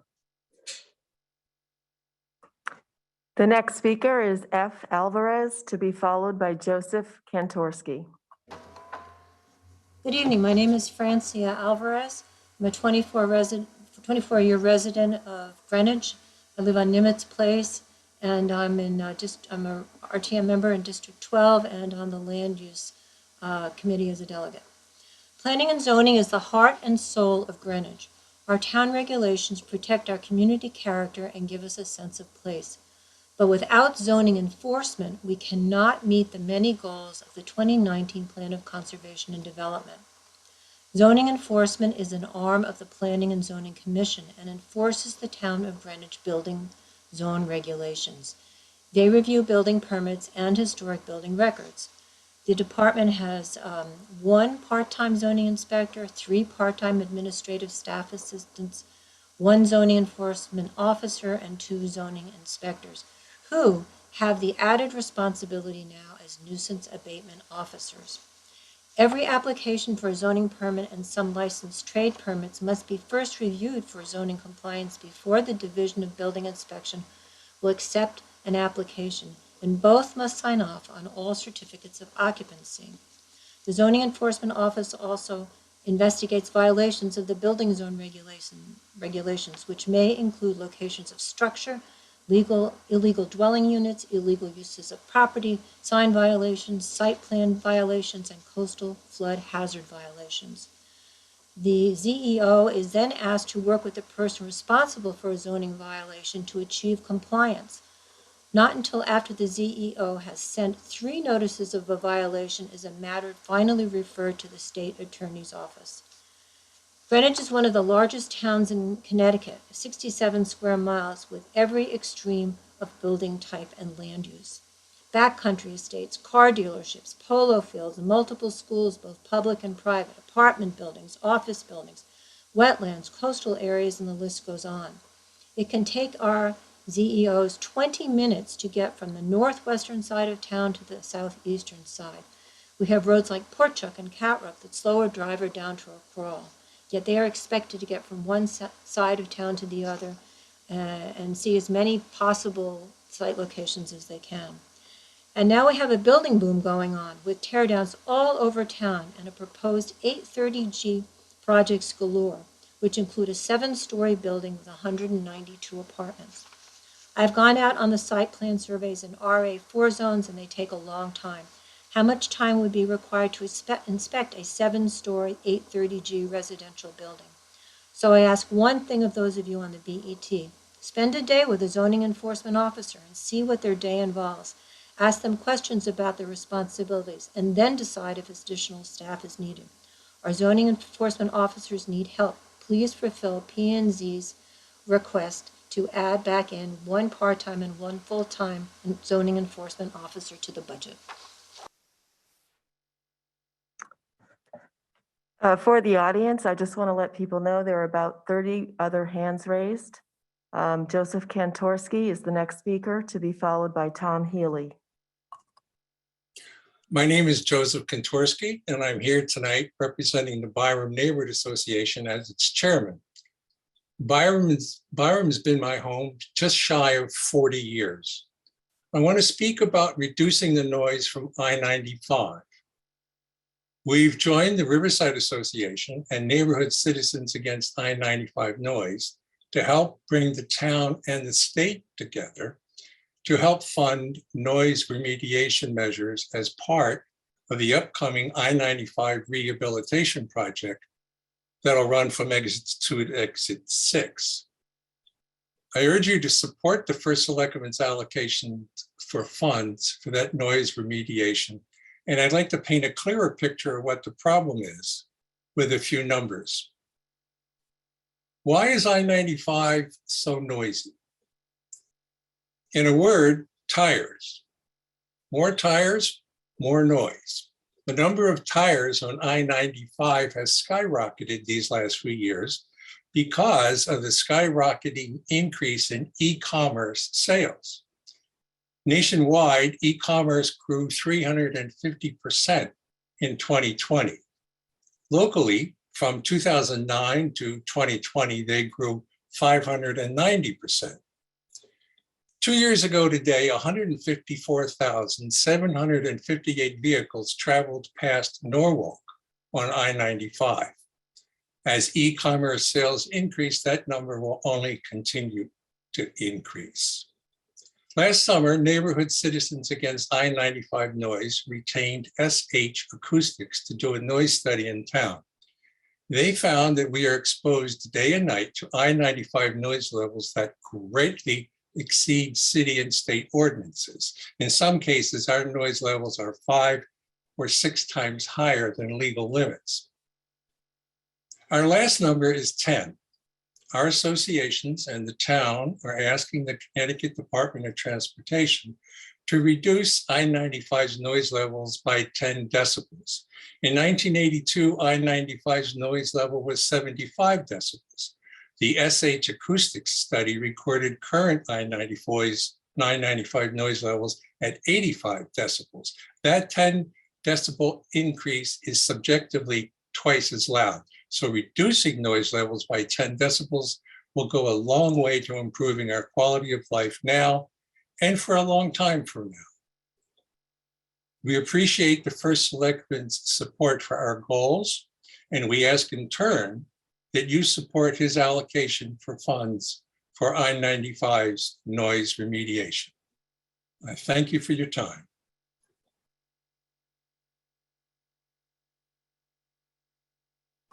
The next speaker is Tom Healy, to be followed by Jane Sprung. Good evening, Madam Chair and members of the BET Budget Committee. My name is Tom Healy, and I'm the proud principal of Central Middle School. I'm here tonight to speak in support of the superintendent's budget and the 5-year prioritization plan for the projects at Old Greenwich School, Julian Curtis, Central, and eventually Riverside. Since my hire in August of 2016, I've spent a great deal of time speaking about to various members of our community, including elected officials, about the conditions of our school building and surrounded campus. The master facilities plan has outlined the work that needs to be done, and while there has been necessary repairs made since that planned time, there are still many issues that must be addressed to improve the quality and the standard for excellence in education that is the motto of the Greenwich Public Schools. My now routine tours of our school building to show interested stakeholders the current state of our facility began in 2017. At that time, when asked about the obviously worn conditions of our windows and doors, I responded that to my knowledge, they're the same ones I opened and passed through as a Central Middle School student between the years 1989 and 1992. Though both Western and Eastern have had a full replacement of the window walls in their buildings in the last 6 years, CMS has not had this project discussed to date, as it seems to be on hold while the fate of the entire building is debated. My biggest concern is the state of the current state of limbo, where major projects are delayed until a decision about the future of the building is made. It is imperative that we establish and commit to a plan to address Central Middle School's critical infrastructure needs. The Central Middle School community understands the magnitude of this decision and the financial implications of rebuilding our school. However, the conditions in and around our school continue to deteriorate during this period of evaluation and decision-making. We appreciate the money and energy that has been put into recent projects at Central that I've already noted. That being said, there are still significant issues that must be addressed and prioritized. From cracks in the exterior walls to spaces between the interior walls and floors, exterior doors and windows with gaps, and a boys' locker room and bathroom that are all but unusable, we are in desperate need of action to follow up and have the attention given that we have received in the past 5 years. I'm extremely proud of the work in which we are engaged inside the aforementioned walls of the school building. CMS is a wonderful place for teaching and learning that values the overall growth of every member of our community. I am not only the principal of the school, I'm a former Central Middle School student and a parent of a former CMS student and future CMS student, so I know firsthand how great the education is at our school. My hope is that in the very near future, the students and families of Central Middle School will benefit from learning and growing in an updated building with a value that matches the quality of the lessons shared and experienced within its confines. Thank you for the time this evening and for your attention to our beloved school. I ask that you give your support to the superintendent's budget and the 5-year prioritization plan, which will fund imperative improvements at Central Middle School. The next speaker is Jane Sprung, to be followed by Gabriel Infante.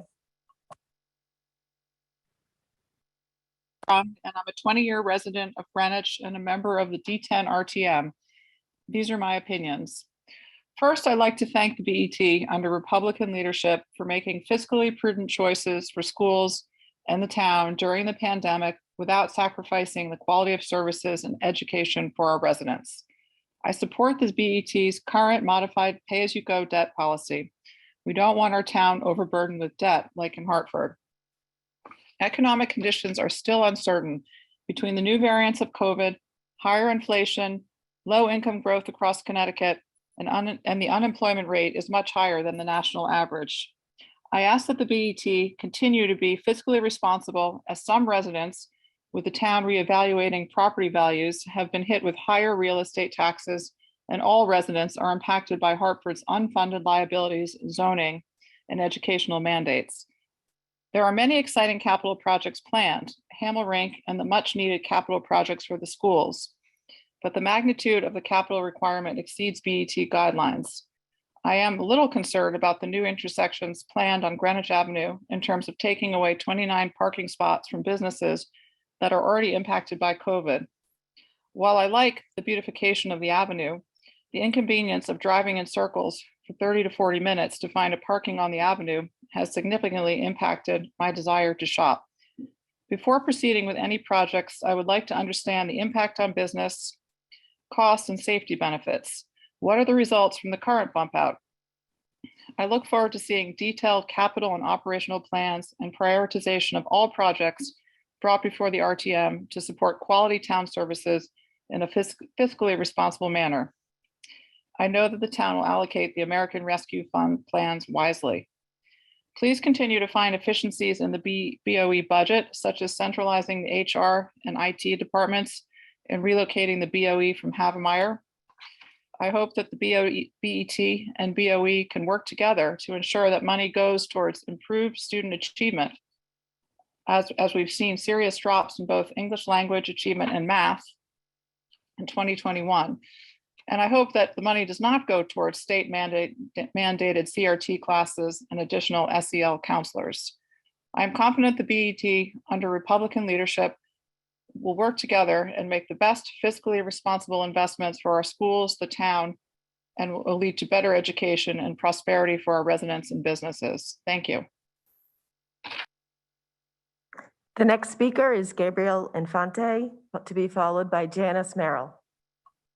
Good evening. My name is Gabriel Infante.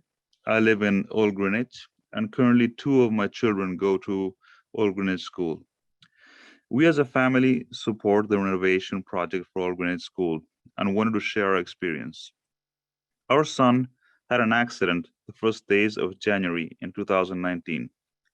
He was in 5th grade and had to use a wheelchair for 3 months. As you've heard from previous, the school doesn't have an elevator. So the alternatives were, 1, he could go to North Mianus and finish 5th grade there. He could have a tutor to come to our home, or he could have classes with a tutor in the lowest level alone in a room. We chose alternative 3, have classes with a tutor in the lowest level. But besides the physical challenge, he had to also spend most of the time by himself. So at some point it gets pretty lonely and affects recovery. We were lucky that this was only 3 months. But what happens with children that suffer something more serious than this? This has to be reconsidered, please. Thank you very much. The next speaker is Janice Merrill, to be followed by Wynn McDaniel.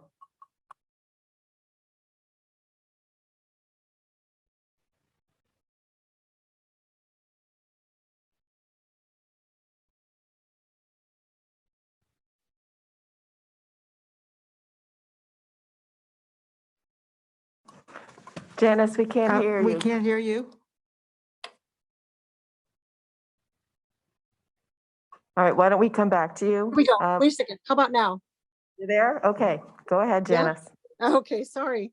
Good evening. My name is Janice Merrill. I've lived in Greenwich for over 20 years. I agree with the comments of previous speakers on the excessive noise from I-95 and will briefly share relevant history and state and local laws regarding I-95 noise. Excessive noise levels from I-95 in Greenwich have long been acknowledged by the federal government.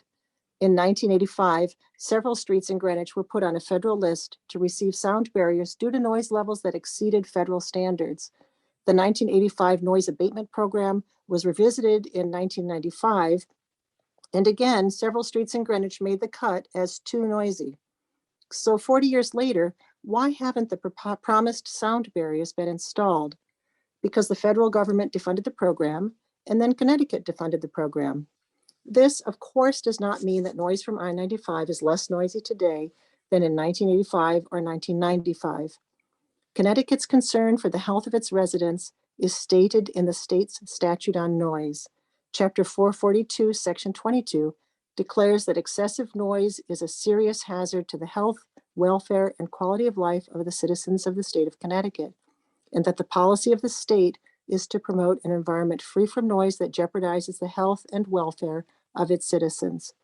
Most importantly, another section of this Connecticut statute places responsibility for noise regulation and mitigation squarely with local municipalities. Greenwich indeed has a statute that prescribes decibel limits and requires Greenwich to put measures in place to ensure compliance. Our federal and state governments have long known about the noise pollution and adverse health risks of living and learning near I-95. Greenwich has an obligation to address and respond to this serious and accelerating public health concern. I ask the BET to support the first Selectman's funding request for I-95 noise mitigation. Thank you. The next speaker is Win McDaniel, to be followed by Brian Zeller. Hello, this is Win McDaniel. I am chair of the District 7 RTM, but tonight I'm speaking to you as a lifelong town resident. And I would like to support the request from Katie DeLuca for the additional resource for the zoning enforcement officers. She requested 1 full-time and 1 part-time.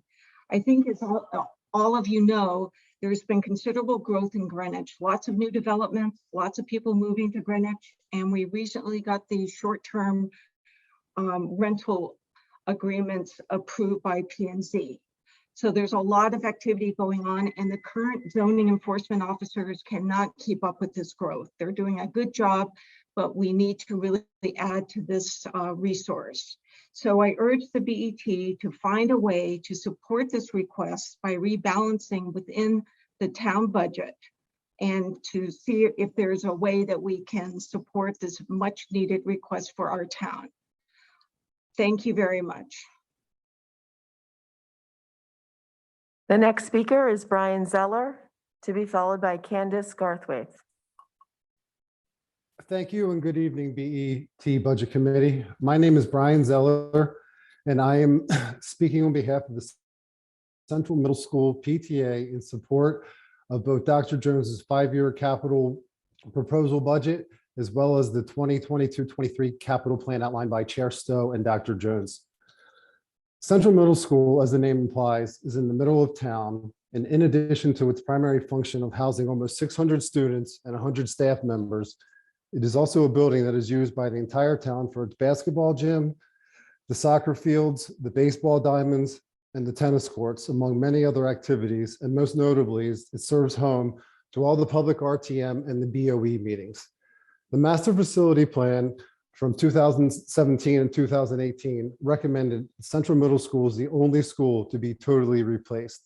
Yet here it is 2022, and we still don't know the long-term plan for Central Middle School. Our concerns are truly a safety matter. We feel our teachers, staff, administrators, students, and anyone entering the building or using the fields deserves a safe learning, working, or recreational environment. Among the most troubling issues are the shifting, buckling, swaying, and the movement of the walls. We actually have to monitor the movement of the walls. I would also like to note that the structural support beams were shored up just a few years ago. The boys' locker room is original from 1957, is in disrepair, currently off limits, and used only for storage with zip ties securing the lockers so no one uses them. The window wall and exterior doors have noticeable openings and gaps between them due to their age and overusage.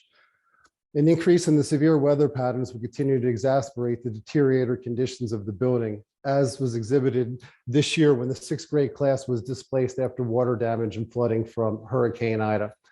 I'd also like to acknowledge the undue pressure and stress that the deferred maintenance and need for the constant repairs causes for the staff, teachers, but most importantly for our students' learning environment. As we all know, the last few years have been very difficult and been very different and at times very difficult. I would also like you to keep this in mind that many of our CMS parents have never stepped foot inside the building, so they don't even know what the inside of the school looks like, let alone the true extent of the condition of the building. We put our trust in the system, and we trust that you will make the right decision, not just for Central Middle School, but for all the schools that Dr. Jones has identified in her 5-year capital proposal budget, as well as for the upcoming 2022-23 year by approving the budget. Thank you for your time and consideration. The next speaker is Candace Garthwaite, to be followed by Sam Sullivan.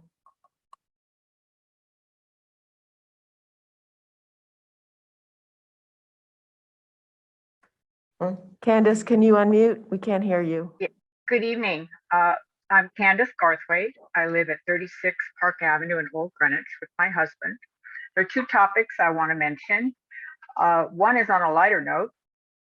I'm a member of the fast-growing Greenwich pickleball community, and many of us are seniors. As far as I know, there are no new dedicated pickleball courts in the proposed budget. This is a problem, and here's why. For the past several years, the Department of Parks and Recreation has offered fantastic pickleball clinics. And as a result, pickleball is the fastest growing sport in Greenwich. And this is because it's so much fun and a great way to meet new friends, especially during COVID. Here's the problem. There are only 2 dedicated town pickleball courts, creating tension and frustration among players. My ask is that the first selectman, the director of Parks and Recreation, and the BET find a way to build 4 to 8 new dedicated pickleball courts as soon as possible. Neighboring towns, and like Darien, Westport, New Canaan, Stamford, they're finding a way to do this. So let's join them. Secondly, there's an important safety project that is in the budget, and that would be the sidewalk project for Shore Road in Old Greenwich. It is a long-standing safety issue for children, dog walkers, seniors. It's a narrow road, and there's a tremendous amount of traffic. So please go forward with that sidewalk project in Old Greenwich and with creative solutions for the pickleball courts. Thank you very much. The next speaker is Sam Sullivan, to be followed by Jody Stewart. Good evening, everyone. My name is Sam Sullivan, and my wife Laura and I live in Old Greenwich with our 3 young children. I am echoing the support of the funding for the capital projects at Old Greenwich School, Julian Curtis, and Central Middle School. My wife and I both grew up in Greenwich, and between our families, had 10 individuals graduate from the Greenwich public school system. My 3 brothers and I all attended Old Greenwich School, and when moving back to town, I insisted on living in Old Greenwich so my kids would benefit from the same amazing community in which I was raised. Our oldest son is in 1st grade at Old Greenwich School currently, and the experience has exceeded our expectations in many ways. However, it came as a large surprise to learn about the myriad of issues affecting the building, from the risk of sewage entering my child's classroom to the lack of sufficient ventilation, heating and cooling, the security issues, and safety issues. The facilities do not live up to a very basic standard that any parent should be able to expect from their school. Our town is fortunate to be seeing an influx of new residents, but it saddens me upon speaking to so many of them that they don't believe Greenwich Public Schools are a viable option for their kids. The stories from North Mianus, Central Middle, and Old Greenwich all have a major impact on the perception of our school system, and therefore each family's decision of how to provide their children with the best possible education. Some of you may remember this, but about 30 years ago, a plan was put forth to move Old Greenwich School from Sound Beach Avenue. My parents and the community as a whole fought against the plan, fought to keep Old Greenwich School at the heart of our community, and fought instead for improvements to the existing building. Most of those issues that were supposed to be addressed back then are the same ones still being fought for today.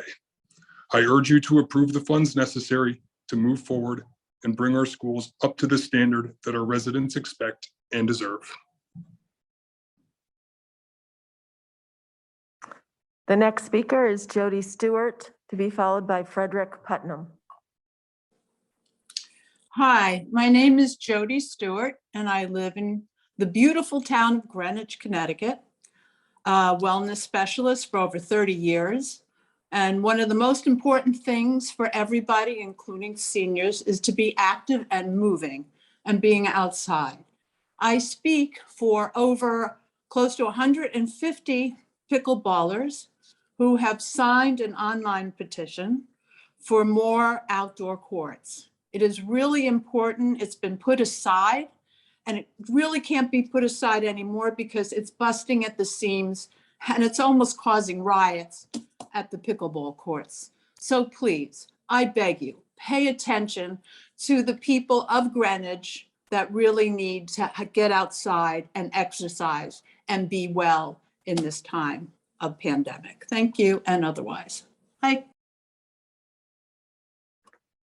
The next speaker is Frederick Putnam, to be followed by Hillary Harosh.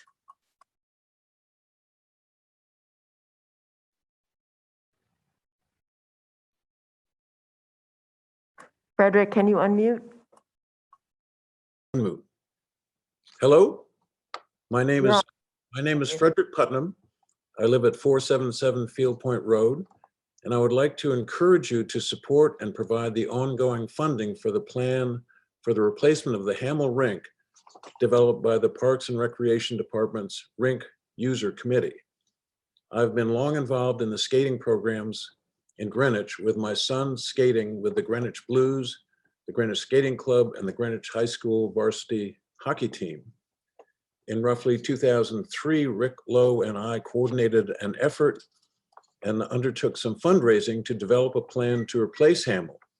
We were not successful back then, but remain convinced that it is a very worthwhile effort. As you've heard, the Hamel Rink is an out-of-date facility which has outlived its useful life. The Rink User Committee has developed a very interesting plan which would not only provide the town with an excellent skating facility, but would also make additional long-term improvements to the site. I believe that you will find substantial public support in the town for a replacement for the rink. The Greenwich Blues, now called Cardinal Hockey, the Greenwich High School boys and girls skating programs, the Greenwich Skating Club, and the Greenwich Academy are all customers of the rink and a source of significant town support for this effort.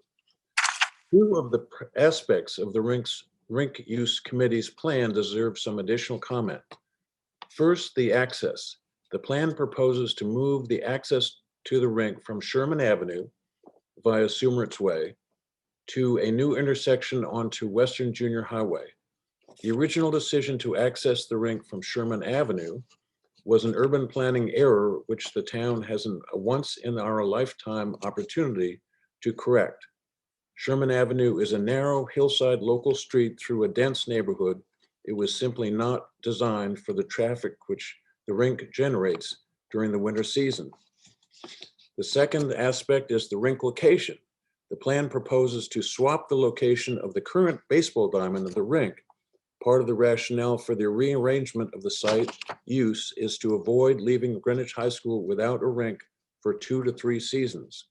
Not having access to a home rink would, in my opinion, be a body blow to the high school teams.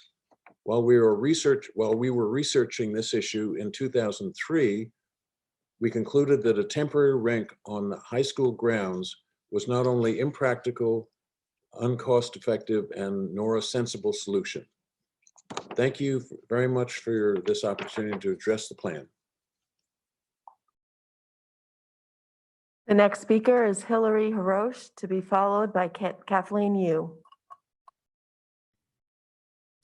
My name is Hillary Hirosh, 18-year resident of Greenwich, Connecticut, and a proud member of the RTM in District 10 and a delegate for town services. Regarding the proposed bump outs for the intersections for Greenwich Avenue that will eliminate 29 parking spaces shown on greenwichstreetscapes.com, I surveyed a selection of District 10 residents about this, and 100% said the same thing. The loss of 29 parking spots without substitution is a big problem for Greenwich Avenue, as it is already so difficult to find parking. And this will absolutely affect businesses. All my District 10 residents asked me for more information. Does this actually increase safety at all? What safety issues prompted this? More information is needed before this forges ahead. Now, sure, I would love to walk my Boston Terrier on those beautiful new grass patches, but I support fiscal spending that makes sense, and I speak for the concerned members of my district. Thank you from District 10. The next speaker is Kathleen Yu, to be followed by David Levine. Good evening. Sorry, I'm just going to my, good evening, Chair Ozmir and Greenwich PET members. I am a Greenwich resident for more than 10 years, and I have 3 children. My oldest is a junior at Greenwich High School. My youngest will be attending Central Middle School in the fall. My husband and I are District 8, and we live on Desiree Drive. There are many Greenwich Public School proposals before you tonight, and I strongly encourage the BET to stand behind and fully fund all of the proposed infrastructure and necessary repairs of several of Greenwich's public schools tonight, including Old Greenwich and Julian Curtis. Tonight, however, I would like to speak specifically on behalf of Central Middle School. While no one can argue that the ceiling collapse of a portion of North Miami School was, in a word, terrible, we can at least be grateful that it occurred when students were not in the building. Just tonight, Dr. Jones pointed out the fact that the master plan does not consider those issues that lie behind the walls. How many of you would have been able to foresee the issues that lie behind the visible eye at North Miami? And with that knowledge, I ask you to consider, what sort of conclusions would you draw about visible cracks in exterior walls, swaying walls, or visible gaps from one floor to another floor? I am not an engineer, so I am not sure either, but to me, this seems particularly concerning. As mentioned tonight by PTAC President Zeller, how many have had the opportunity to even view these issues? For that matter, how many of the BET members tonight have toured Central Middle School? How severe are these issues? I apologize for being dramatic, but as a parent of a student who will be attending Central next year, I feel an obligation to speak on behalf of all of the young students who are at Central and who will be attending Central Middle School next fall. I do not mean to belittle any of the projects being discussed tonight, from upgrades to Greenwich Avenue to the pickleball projects. I fully agree with them and believe them to be tremendously important and vital to our town. But to be clear, we are talking about structural issues that could become a potential catastrophe with young kids. As our town continues to find ways to ensure the safety and best interest of everyone in our community, I think we can all agree that structural integrity is a low bar that we should all be behind. Thank you in advance for your consideration. The next speaker is David Levine, to be followed by Jennifer Behet. Good evening, Madam Chair and members of the Budget Committee. My name is David Levine. I'm speaking in support of the capital budget item for our schools and focusing on the $1.5 million line item for Julian Curtis. My daughter Autumn's in Mrs. Schuster's second grade class at JC, and my wife Lauren and her 3 siblings went there almost 40 years ago. And I know budget conversations are hard. They're about sending a message to the outside world about what defines us. Luckily in Greenwich, we are blessed to live in a town that generates over $390 million this year. So let's be very clear about what we're talking about tonight. This $1.5 million item is less than 0.5%, less than 0.5% of our annual revenues. Actually, since it's been 70 years since JC's been renovated, the right time period to look at is actually the next 70 years, during which time our town will generate $28 billion. So the 1.5 million we're talking about tonight, this tiny line item, it's way, way less than 1% of the 28 billion that we are going to generate as a town. It is literally symbolic from a financial perspective. So why does this tiny, arguably symbolic investment matter? I think we all know what the right thing to do here is. We all know it's beyond the pale that kids with broken legs have to be carried upstairs. They have to sit alone in the basement. We know it's just wrong that a school has been neglected for 70 years. That's obvious. So what else do we gain? What values does this investment represent? What message does it send to our community? Let's look critically at what we're investing in with Julian Curtis. Julian Curtis is the epitome of what Greenwich should value, in my opinion. It's about education, diversity, and our low-income communities. When it comes to education, Julian Curtis is a magnet school teaching languages to our young people. 25% are magnet students who seek it out despite its building being neglected because of its great teaching. And it's certainly low income. It's what's called a Title I school, meaning over 40% of the families come from low income backgrounds. And it's also diverse. Economically, it clearly is, but JC is also racially diverse, which is important, especially in today's climate where racial justice has become an important part of these conversations about where we spend our money. JC is ethnically diverse with 60 countries, speaking 30 languages. So the question really tonight before us is whether we will make a nominal, less than 0.5%, actually a symbolic amount over the 28 billion that we'll generate over the next 70 years in doing the right thing. This isn't really about the money. This is about the message we want to send. As a fiscal conservative, this is a no-brainer to me. Let's make this tiny, less than 0.5% symbolic investment about what we value as a community who is very blessed about where we stand. Let's send the right message to the public about how we treat our diverse and low-income kids here in Greenwich, that we're willing to invest in them and our community because we can afford to, and it's the right thing to do. The next speaker is Jennifer Buget, to be followed by Randy J. Good evening, Chair Tarkington and distinguished members of the Board of Estimate and Taxation. My name is Jennifer Buget, and I am the co-president of the Central Middle School PTA, along with our previous speaker, Brian Zeller. However, tonight I will be speaking as a parent of a new 6th grader at Central, as well as the parent of a future 6th grader. Needless to say, my time at Central will be extensive. I prepare my children for school each morning. I diligently oversee everything that is needed for each day, constantly reminding them of what today's challenges may bring so that they are prepared for what lies ahead. Whether it be a hat for the cold weather, an extra snack for added brain power during a test, or simple words of encouragement. Then I drive them to school and carefully navigate the roads to assure a safe arrival. I trust that this is the routine of most parents in the district.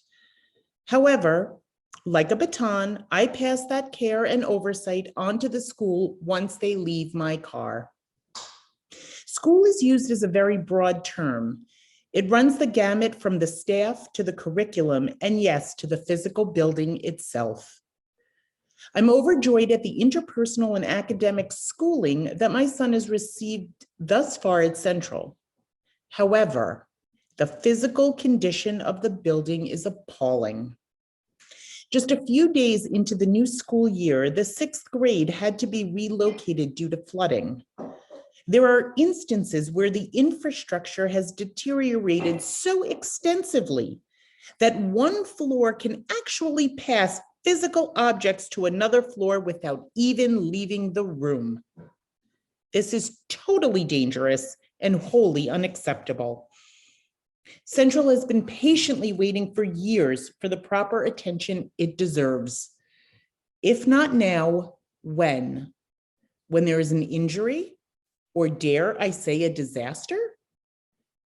The time has come, not for the residents, not for the parents, but for the students. After all, aren't they the priority? It is the responsibility and obligation of the town to protect everyone who crosses the threshold of the school building. Therefore, I fully support Dr. Jones's 5-year proposed capital budget.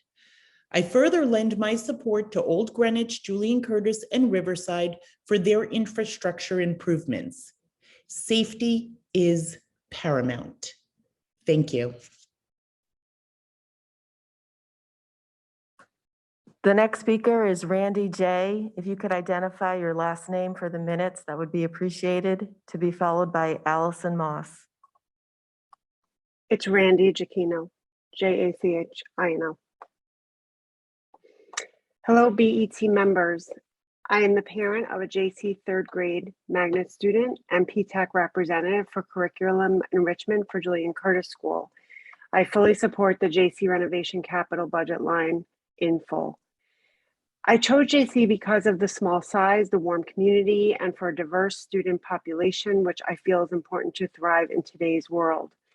I also want to echo all the sentiments that were just discussed by David Levine. I have found it to live up to expectations. I'm a very involved parent and give back by organizing enrichment experiences that children wouldn't get through curriculum or at home, like author visits, science programs, zoo programs, and field trips.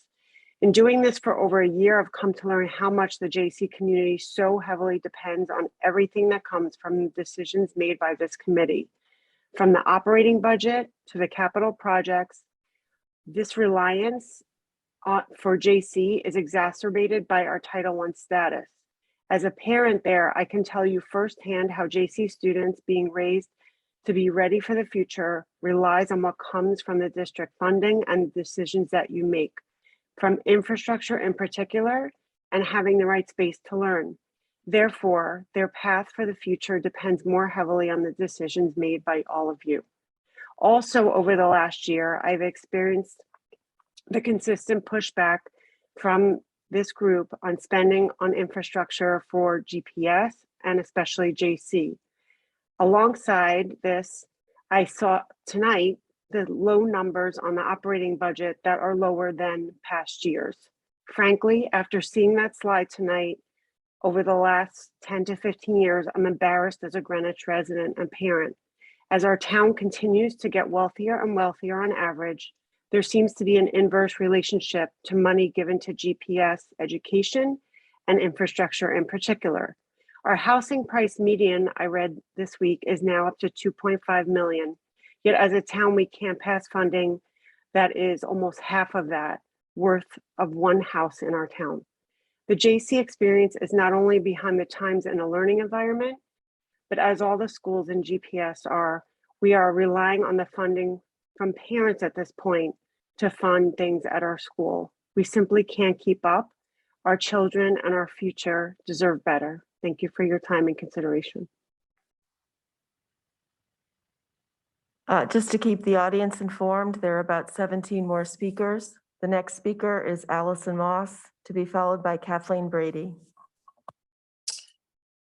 Good evening, and thank you for the opportunity to speak tonight. I am Allison Moss, a co-president of the Riverside School PTA this year. I'm speaking on behalf of the Riverside School community and as a concerned parent and taxpayer. The Riverside School community would like to show our support for the renovation projects at both Julian Curtis and Old Greenwich School. We encourage the BET to approve the 2022-2023 budget line items of $1.5 million each to fund the design, architectural, and engineering work at both schools. Neighborhood schools are at the core of our community. Having the option to send children to safe community schools is critical to keeping our town strong. The power of that option should not be taken for granted. Riverside families, like Julian Curtis and Old Greenwich School families, love our neighborhood schools. However, the challenges and costs of operating inside each of these aging school buildings continues to compound. The structures are all outdated, they fail to meet ADA accessibility standards, and they lack the spaces needed for 21st century learning. We strongly believe that it is time to make these buildings, where so many of our youngest community members spend a significant part of their days learning, one of the town's top budget priorities. Thank you for your time and consideration.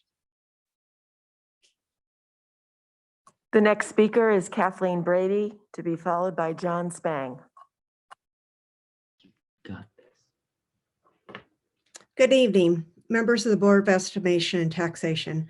My name is Kathy Brady. I'm a mother of a Grange High School freshman and a Grange resident for the past 16 years. I'm currently a PTAC Special Education Support District Representative, and I'm here tonight to speak in support of the BOE operating budget, and more specifically in support of funding for special education. In 2020, the BET provided direct funding for the audit of the Special Education Department of the Grange Public Schools. The audit was completed in 2021. The findings from the audit and the resulting report have proved to be a pivotal moment, providing much needed data and evidence regarding the weaknesses and strengths of the Grange Public School special education program. Recommendations from the report have been embraced and are being acted upon with strong support from Superintendent Dr. Tony Jones and Interim Chief Officer of Special Education and Student Support, Dr. Stacy Hegenthaler. An action plan has been created. Teams have been developed, a variety of work streams entailing all aspects of SPED to be addressing long-term needed changes and to help our students develop to their full potential. We're excited about the action plan and the progress, potential, and commitment of Dr. Jones and her administration. However, this will mean nothing if funding is not provided to follow through on the action plan. We ask for your support to the BOE budget and special education funding. Thank you for your consideration. The next speaker is John Spang, to be followed by Abby Large.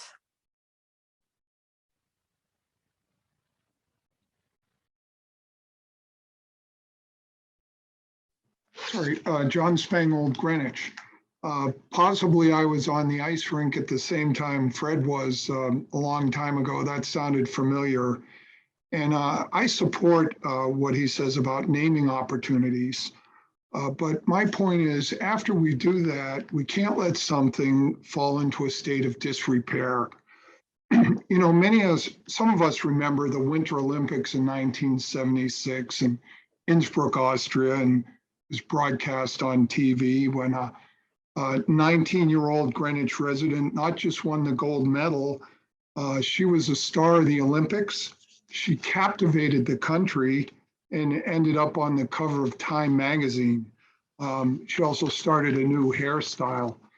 But it was when she came back the next month, you know, we know how to put on a parade, and she had one. The New York Times was there that day, and this is what they said. They said thousands of people lined the streets, jammed the squares, filled the rooftops, climbed the trees wherever the motorcade carrying 19-year-old Dorothy stopped during her triumphal return. That's the New York Times.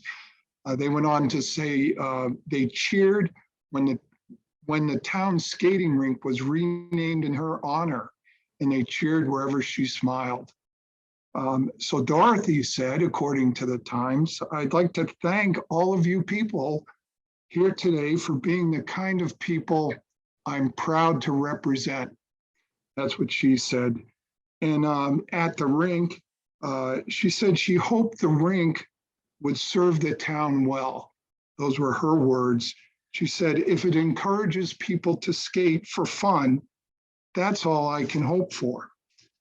She said, she told that to a cheering crowd of thousands, according to the Times. So what I would like to say is I'd like you to accelerate the appropriation in the capital committee from year 2 to year 1. I think Dorothy Hamill's name connects our town to skating, the Winter Olympics, and to truly a national event at the time. And you know, if we're going to go with naming opportunities, this name is probably as big as it gets. Thank you for this opportunity. The next speaker is Abby Large, to be followed by Jeremy Costin. Hello, BET members. My name is Abby Large, a Glenville resident for 21 years, and tonight I'm representing the Glenville community as co-chair of the Glenville Beautification Task Force. So please imagine roughly 30 people standing with me before you. We would like to familiarize you with an exciting project that needs your support. The Glenville Corridor Project has been in process for the past 3 years, receiving funding from a federal CMAQ grant. The project has gained input and support from the community at large. The Glenville Beautification Task Force saw an opportunity to improve the historic sense of place and beautify the area to leverage the work of the CMAQ project. We had numerous meetings, which always included a member of P&Z moderating and guiding us throughout the process. This project has gathered so much excitement and support over the last 18 months.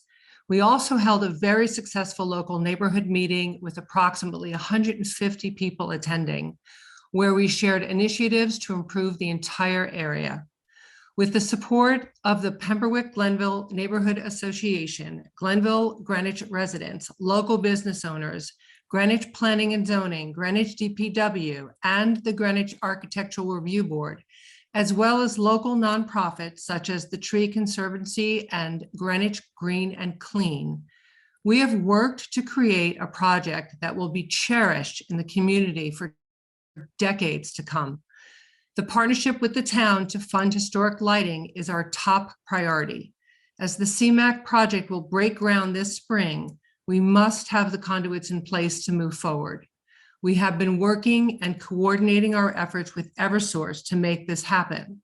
We have also secured multiple generous donations from our community to satisfy the PPP platform. We are extremely dedicated to making our historic village a safe, walkable community. We ask that you please approve this line item in the 22-23 budget. Thank you for your time and consideration. The next speaker is Jeremy Costin, to be followed by Michael Chambers. Hi there, it's actually Laura Costin. I'm sorry, I don't know how to rename myself if I'm not in control of the Zoom, but it's Laura, and I'm here to speak to you tonight as a school parent.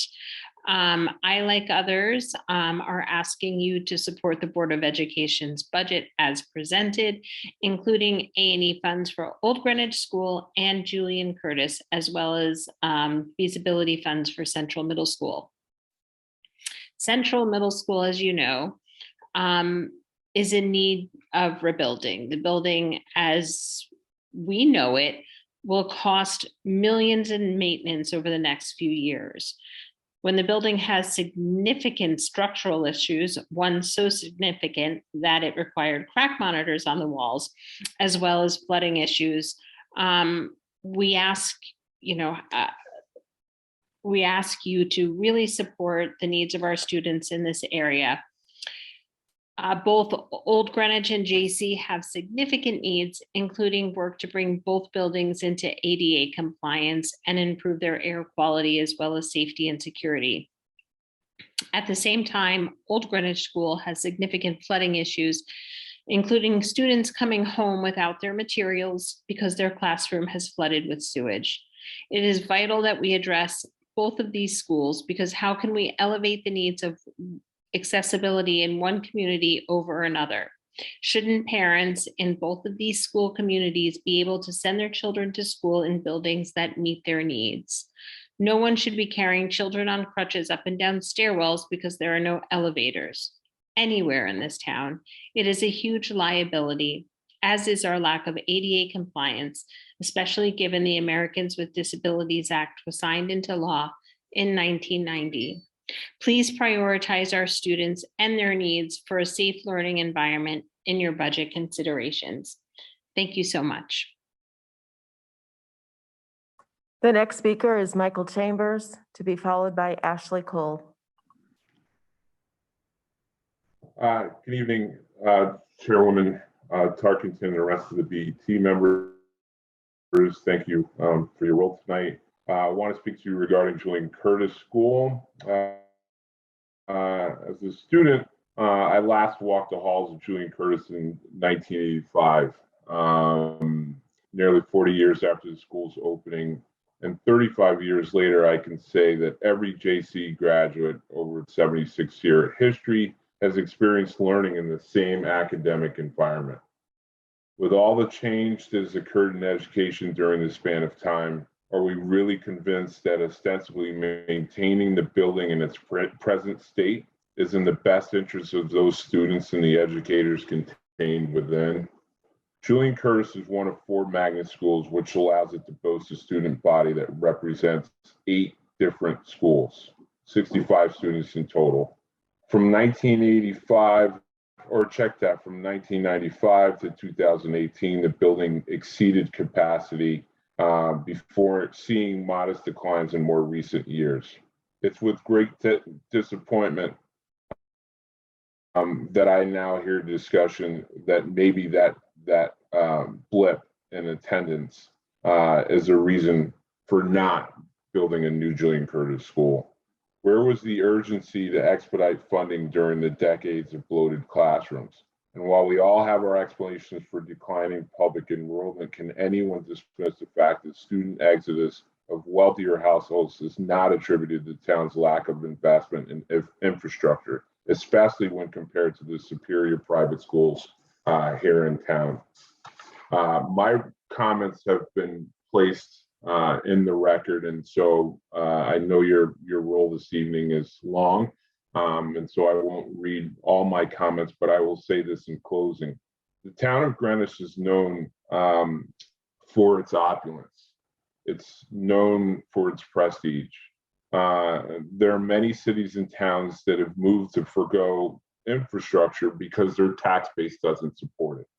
In Greenwich, we have that tax base, but for some reason, we continue to kick the can in the name of lower taxes while watching our infrastructure crumble.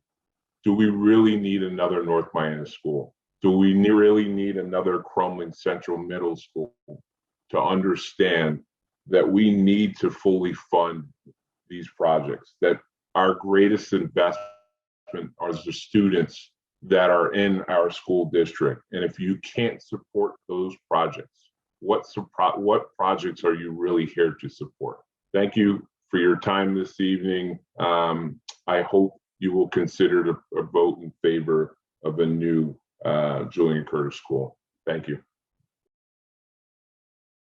The next speaker is Ashley Cole, to be followed by Maggie Bound. Good evening to my friends on the BET. This is Ashley Cole, and I live on Hillside Road, and I represent the residents of the Hillside and Brookridge neighborhoods. I am also a founding member of the Hillside Road Traffic and Safety Commission, and I'm currently serving on the building committee for the new Greenwich High School security entrance. I am before you tonight to advocate for our school budget, but specifically, I want to talk about the new second egress for Greenwich High School. This is a most important safety feature for all the students at Greenwich High School, and really all the students in the area surrounding this piece of traffic problem we're going to have here. It's also important for the neighbors and really all the citizens of Greenwich. If you remember, I've appeared before you before to advocate for this new egress, but now it is even more important. Why? Because this fall, the Connecticut Department of Transportation will begin construction on a new bridge on the Post Road between Brookridge and Hillside. 20,000 cars use the Post Road every day, and traffic will be reduced to one lane in each direction for 2 years. I want you to imagine the safety and security issues as children are dropped off all over town during a rush hour traffic logjam when you have traffic stuck in one direction, one lane, a mile back on each way. Imagine the security problems when ambulances can't get to the hospital. This new egress will help control the flow of traffic in this vital area of town. People might not be talking about it right now, but they will when this project starts. Sometimes leadership means planning ahead and knowing how to correct an oncoming disaster. This egress is needed more than ever. Now is the time. Thank you very much for your service to our lovely town. The next speaker is Maggie Bound, to be followed by Peter Scher. Thank you, Madam Chair and members of the Budget Committee. My name is Maggie Bound, and I've lived at 60 Shore Road, Old Greenwich for 10 years. I'm speaking in support of the inclusion of sidewalks on Shore Road in the first Selectman's budget. I grew up in Champaign, Illinois in the 60s. When I was 5 years old and in kindergarten, I was run over by a car on my way home from the school bus stop. It was winter, and as I slid on ice in the road, a car behind me also slid and ran over me. My light blue coat with a furry hood bore the mark of dark tires. There was no sidewalk. Fortunately, nothing bad happened to me that day, and I am here. However, in Shore Road and Old Greenwich, this same situation plays out every day. We have no sidewalk on Shore Road. In the half-a-mile stretch of shore, we have 18 private, public, and city bus stops.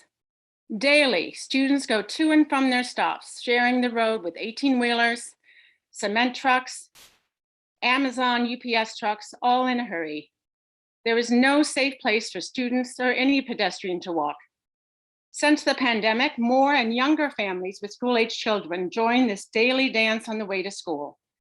More and more industrial vehicles crowd shore, parking by the side of the road or rushing to get to the job site whilst children wait for their bus. As a result, we now have over 100 neighbors who have joined together in an effort called Sidewalks on Shore, or SOS. You may have seen our signs around town. We discovered the following. Shore Road has been well documented in local reports for almost 2 decades as an area of pedestrian safety concern. In 2004, Safe Routes to School report for Old Greenwich mentioned Shore Road 13 times. In 2006 and 2010, Shore Road is cited as one of the top priority roads for sidewalks. Today, the situation is even more urgent, as Old Greenwich has many new young families with school-age children, as we have previously mentioned. Finally, Shore Road is actually the only major collector road in this area without a sidewalk. Tomac, Sound Beach, Forest, Lockwood all have sidewalks. The good news is finally the town of Greenwich is taking notice and seeing the urgent need. Fred Camillo has come out to meet with us many times. DPW has also met with our group and has done a traffic study. Selectman Camillo has kindly included $750,000 for the construction of a sidewalk on Shore Road. It has been researched, budgeted for, and planned. So now is the time to act. We have the American Rescue Plans earmarked for public safety and infrastructure coming into Greenwich this fiscal year. We do spend so much time and money keeping people safe in school and in stores and restaurants from COVID. What about keeping these people safe on their way to school and town? We look forward to the BET approving this. Thank you. The next speaker is Peter Scher, to be followed by James Walsh. Good evening. Greenwich schools have long had a history of excellence. The school system now faces critical strategic issues. Enrollment is declining in numbers never seen before. Achievement is stagnant or declining. Spending per student is the highest it's ever been. And teacher to student ratios, also known as class sizes, are the lowest in decades. The Board of Education must address urgently these issues. However, the board will need in the next year the space and flexibility to make the changes and execute them to return our schools to excellence. Therefore, I am asking the BET to fully fund the BOE's operating budget request at your guideline. Please don't make any cuts to give the new board under new leadership an opportunity to turn things around. The BOE capital budget must be advanced. Unfortunately, the Board of Education has not executed the recommended capital plan, which was developed by retained experts of architects and engineers across all mechanical disciplines of our buildings. It was developed in 2018, and since that time, the Board of Education has only renovated a stadium and started a project for a new lobby at the high school. This is 5 years where action has not been taken. We need the BET to step in and take action. Please take the following actions to move the plan forward. Fully fund the OG school project. It's needed, it's well designed, and it's properly spec'd. You must, however, resize the Julian Curtis project to reflect the current needs and student projections. Please do not let the BOE lack of cooperation with the BET and the RTM this last year delay this project for yet another year. Please take the leadership to make the BOE properly size the project so you can fund A&E and move that project forward. And then last, I ask that you accelerate the replacement of Central Middle School. The superintendent and the prior board chair moved this project out when it was a high priority in the capital plan. It is imperative that that project begin as soon as possible, and I ask that you fully fund that project. Thank you. The next speaker is James Walsh, to be followed by Susan Foster. Hey, good evening, all. My name is James Walsh, and I'm from Cobb. I just want to speak on two issues that have come up a lot tonight, noise abatement and our schools. I believe both noise abatement of 95 and prioritization for updating and bringing our schools into the 21st century, are two extremely time-sensitive and important issues that should be fully addressed and fully funded. Previous speakers, they've cited negative impact of noise on our children. And in order to make the community more pleasing to all, to give our children living and attending schools within earshot of the thruway the best environment in which to learn and develop, we must take the simple step of reducing noise on 95. The small amount of money spent here will reap huge benefits to both our community and our children in the future. We also need 21st century buildings for our students to attend classes in. The town BET needs to prioritize updating Julian Curtis, Riverside, and Old Greenwich schools and make them ADA accessible now. We also need to fund and build a new central middle school as soon as possible. 2017 school master plan identified central for replacement, and since then, as previous speakers has mentioned, there's been little movement in any part of that plan. Lost time has resulted in ever-increasing costs, and if we don't allocate money for design plans and new buildings now, these items will only become more expensive to maintain and construct in the future. The ceiling collapse in North Mianus is a perfect example of how we need to update and maintain our schools prior to possibly a more serious and unfortunate situation occurring. Our school buildings should be accessible and safe for students and mirror the wonderful education received at Greenwich Public Schools. Tonight, I am asking the BET to fully fund the money requested for noise mitigation on 95 and also grant all money requested by the Board of Ed to update our elementary schools and plan and construct a new central middle school. Our current and future students deserve it. Thank you very much for your time. The next speaker is Susan Foster, to be followed by Jenny, first name only. Thank you. Good evening. My name is Susan Foster, and I've lived in Riverside since 1990. I am here as co-president of the Riverside Association. I agree with and support the prior noise abatement speakers and therefore will not repeat their points, but rather I want to speak about why this highway project is a unique opportunity. We all know that the greatest concentration of Greenwich residents is along the I-95 corridor. These residents, who reside from exit 2 to exit 6 near I-95, are extremely concerned that the upcoming Department of Transportation project initially incorporated no noise abatement measures and ignored environmental concerns. I have volunteered on numerous town initiatives, and this is the first one in 30 years in which I've witnessed neighborhood associations and groups banding together from Byram to Cobb to Riverside and Old Greenwich with a common goal: to get the highway noise addressed. Remarkably, it is a true nonpartisan effort. Moreover, we are fortunate that all of our local politicians, both Democrat and Republican, have embraced our efforts, with the result that the governor is now offering to make highway noise abatement possible for this project by sharing the noise mitigation cost with the town.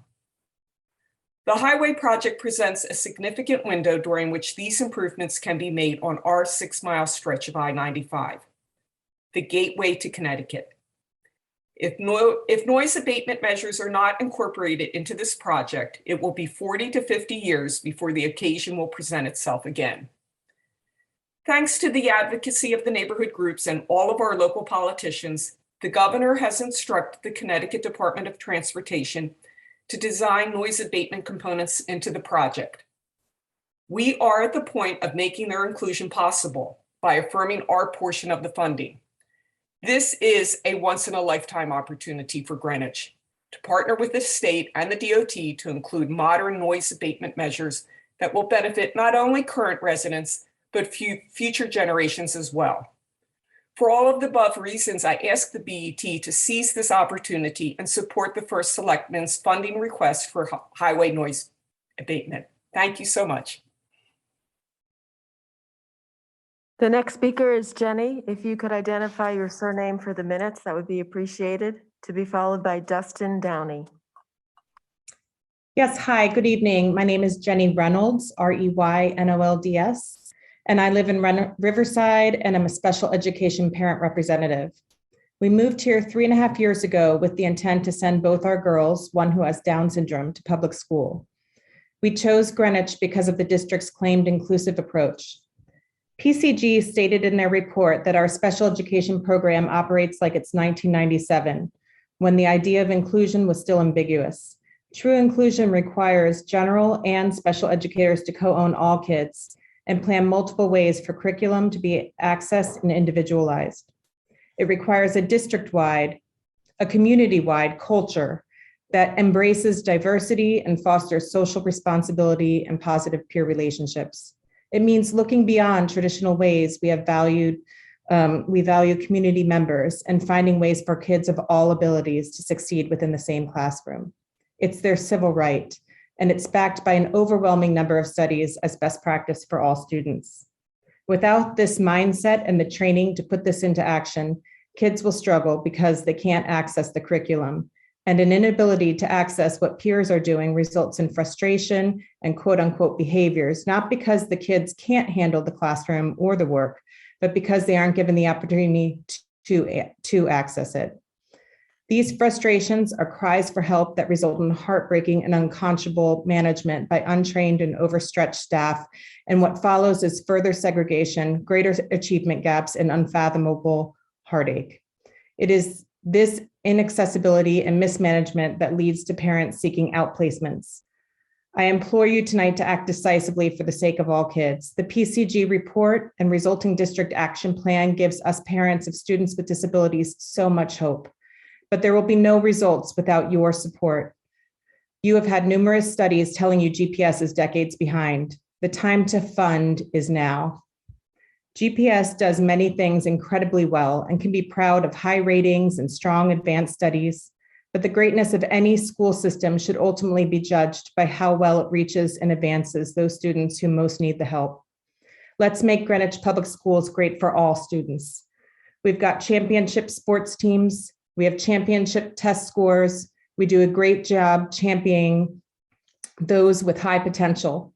But now you have the opportunity to champion all kids. Let's not leave anyone behind anymore. We need you to ensure the budget is there for special education and the changes really happen this time. So many lives depend on this. Thank you for your time. The next speaker is Dustin Downey, to be followed by Ramya Hopley. Hello, my name is Dustin Downey. I'm a resident at 2 Sylvan Lane, right off of Shore Road. I'm here to speak in behalf of Sidewalks on Shore Road. I develop thousands of single-family lots a year around the country. Something that is an absolute requirement by most of our customers is to have sidewalks. That's why it was very surprising to me when moving here that to see the extreme lack of sidewalks, especially in a community with so many means. My wife feels very uncomfortable walking our young children anywhere down the street on Shore, and the sidewalks would certainly change that. I would be willing to certainly give up a portion of my property if need be, if we couldn't find a rights-of-way area within the rights-of-way. To provide said sidewalks, as I know it will ultimately increase my property values along with the other residents along Shore Road and the connecting streets. Ultimately, I feel that this project will be able to pay for itself by increased property values. And really with my generation, my wife and I moved here about 1.5 years ago from New York City, along with probably a substantial portion of people. We all have young children. This just seems like such a wonderful project that is doable if we do have the political will. And then the last thing I wanted to speak about, which I wasn't planning on, but I was part of the Archstone Smith DOJ lawsuit. We were sued under the Americans with Disability Act of 1991 and the Fair Housing Act. The village of Garden City, where I'm a developer in now, is also under a lawsuit in a similar situation because their school was not accessible. I just would hazard a warning that by kicking the can down the road on accessibility and doing gymnastics to try to comply with state and federal mandate without just fixing the problem could lead to substantial harm to the community down the line. Speaking from experience, you don't want to be a part of one of these DOJ lawsuits. They're really pretty terrible, and they exact a far greater impact on a community than financially than what it would be just to fix the problem. That's it for me. The next speaker is Ramya Hopley, to be followed by James Waters.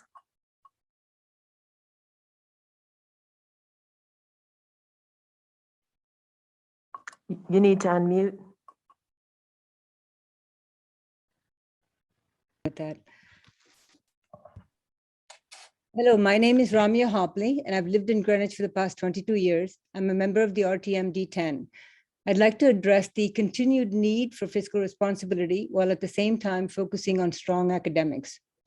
Connecticut is still struggling from the impact of COVID and is lagging economically. So it is imperative for the BET to continue to be fiscally responsible. Greenwich residents have been going through a difficult year and cannot take on additional government overreach, not only in zoning issues, but also in educational mandates. As a delegate for the Parks and Recreation Committee, I'm excited about the planned Dorothy Hamill Rink, as well as the much needed capital projects for Greenwich Public Schools. This past year, COVID mandates and the remote learning have further pushed our students' academic achievements behind, particularly in core subjects. Moreover, our students have been losing ground over the last decade. In 2021, Greenwich Title I school's 5th grade math proficiency was just 29%. It is imperative to put financial resources behind academic achievement and excellence and not on CRT and social and emotional learning. I urge the BET to focus its investments on schools and our community with the sound judgment and fiscal responsibility. I thank you for your time. The next speaker is Jamie Waters, to be followed by a speaker from the Mendelson family. Good evening, BET members. Thank you for holding this public hearing tonight and listening to the voices in the community. My name is James Waters. I'm an RTM member for District 12 and a member of the RTM's Budget Overview and Finance Committees. Tonight, I speak for myself. I urge you to consider 3 important points in your deliberations over the next 2 months. First, we must reinvigorate the CIP process as the first selectman discussed. We heard all of you campaign on this process last fall, and we need a better process to prioritize and ensure that we get the best bang for the taxpayer's buck. Second, I urge you to approve the BOE operating budget as requested.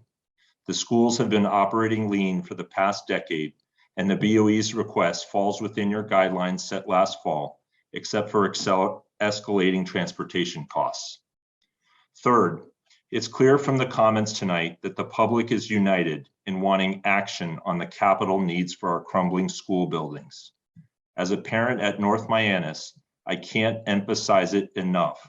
Our school buildings are at a breaking point and we can't afford any further delays.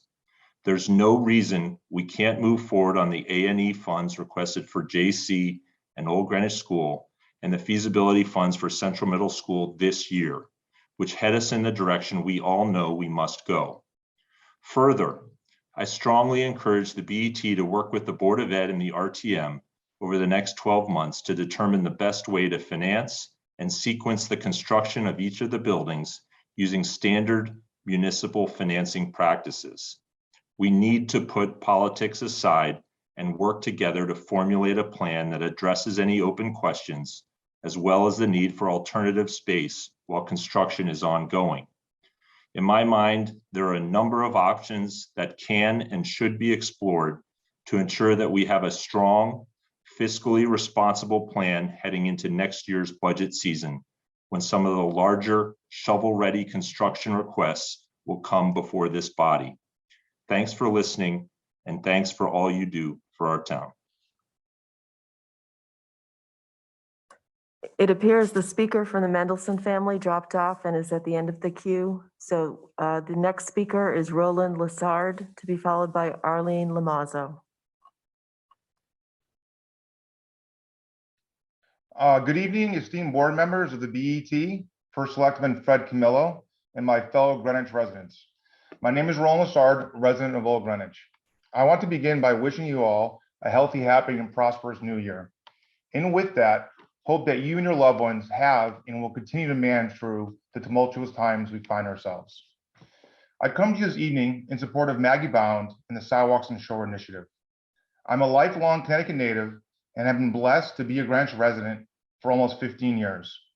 I've had the luxury of living throughout Greenwich, from Greenwich proper to backcountry to Cobb for over 10 years, and most recently a resident of Shore Road in Old Greenwich. Having a passion for running, the ocean, and the beach, there was no better place to move, as I'm sure many residents of Shore Road and the surrounding community would agree. With that, I can assure you the biggest apprehension we had in moving was our safety, and not from a nefarious criminal element, but rather from motor vehicles. As a 15-year resident who frequented OG Village and the beach regularly, a couple who loves to run our dog, we always thought it was so dangerous and odd that there were no sidewalks in place.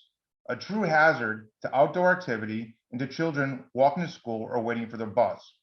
What was even odder was that sidewalks were already in place on both Tomac and Sound Beach Ave. It seemed like every run turned into an adventure, or depending on your age bracket, a game of Frogger. So, post Shore Road acquisition this past year, we were ecstatic to learn of this SOS endeavor and of course offered our support. As you finalize the budget, I would note that our outstanding First Selectman, Fred Camillo, did not insert this initiative in his budget proposal without weighing the merits and meeting with residents, as he noted. In addition, the way out of market response rate from our neighborhood, and generally speaking, the overall engagement from the community, speaks volumes for the overall impact this capital appropriations decision has on our community. I ask you to fund this project for all the quantitative reasons that are grounded in math, whether traffic patterns, count of bus stops, increased number of beach visitors, past studies, civic center remodels, etc. But I implore you to fund this project based on a very simplistic binary question. Is it safe to walk down your street or not? Thank you for your time. Just to keep track, there are 8 speakers after the next speaker, which is Arlene Lamazzo, to be followed by Janet McMahon. Hello, can you hear me? Hello? Yes, yes. Can you hear Yeah. me? Yeah. Oh, good. It's Arlene Lamazzo. I've lived in Old Greenwich for 54 years. I have served on the RTM representing District 6 for 38 years. And this is my graduation year. I am no longer on the RTM. In fact, I'm in California right now, and I'm looking at the Zoom meeting. I can't tell you how shocked I was to hear that there is water flooding Old Greenwich School, and worst of all, that there is sewage in Old Greenwich School. I find that unacceptable. The health concerns that raises in my mind is shocking. So I'm urging that Old Greenwich School should be #1 on the priority list. I also wondered whether the state DEP is aware of this situation. I know that when a sewage leaked into into the Long Island Sound, that the state was on our backs to get rid of that, to see that we mitigated that. And now we have it in our schools, and this is the first time I have heard about it. All those years on the RTM, I do not remember that coming before us when we sat at our meetings in the church, as we always did. And so I'm urging you to put that #1. #2, I understand, and it's hearsay, that Central Middle School has some technological device that's able to measure the movement on the outer walls of Central. If that's true, once again, I'm horrified. I did hear that last year. I didn't hear that just tonight, but I have heard that. And if that's so, then we should be demolishing Central and rebuilding it. And my third issue has to do with the sidewalk on Shore Road. I've worked for years to promote sidewalk safety, and I think if that can be done, we should do it as soon as possible. Thank you all. The next speaker is Janet McMahon, to be followed by Claire Kilgallen. Hello, can you hear me? Hello? Yes, we can hear you. I can hear you. Good evening, Chairman Ozesmir and members of the BET. My name is Janet McMahon, and while I'm a member in District 8, RTM member in District 8, I'm speaking tonight as a concerned parent of 2 children in Greenwich Public Schools. My husband and I moved to Greenwich almost 14 years ago for its academically rigorous and diverse public schools. While I can unequivocally confirm that our academic expectations have been met, the school facilities leave much to be desired. Almost a year ago today, the ceiling at North Miami School caved in, and shortly after that, Old Greenwich School was sued for not being in compliance with the Americans with Disabilities Act. This summer, we all learned in horror that there are crack monitors on the foundation at Central Middle School. Fields are either unusable or constantly flooded at several schools. Air quality is terrible district-wide. These are but a small sampling of the issues that plague our public schools, and you will undoubtedly hear many more issues tonight. Years of underfunding the maintenance budget, lack of investing in infrastructure, and delaying capital projects have gotten us to this point. But the good news is that you, or the 12 of you rather, can fix this. While I understand and appreciate the challenges of trying to balance fiscal responsibility against the many needs and wants of this community, I urge you to think of outside-the-box solutions to fund our schools. Utilize all federal and state grants and funds, specifically the American Rescue Plan. Additionally, due to COVID, we are actually blessed with a large tax base and an enviable grand list, not to mention an extremely healthy rainy day fund, which only continues to grow and has never been tapped into for over a decade. Over the next few weeks, while you continue to deliberate over the budget, please prioritize the safety, health, and well-being of the thousands of public school children who live in our community and attend our public schools for the better part of the day. The time is now to finally begin executing the facilities master plan, albeit 5 years late, but better late than never. The old rubric of kicking the can down the road can finally end with this BET. Thank you for your time and consideration. The next speaker is Claire Kilgallen, to be followed by Diana Orbanowski.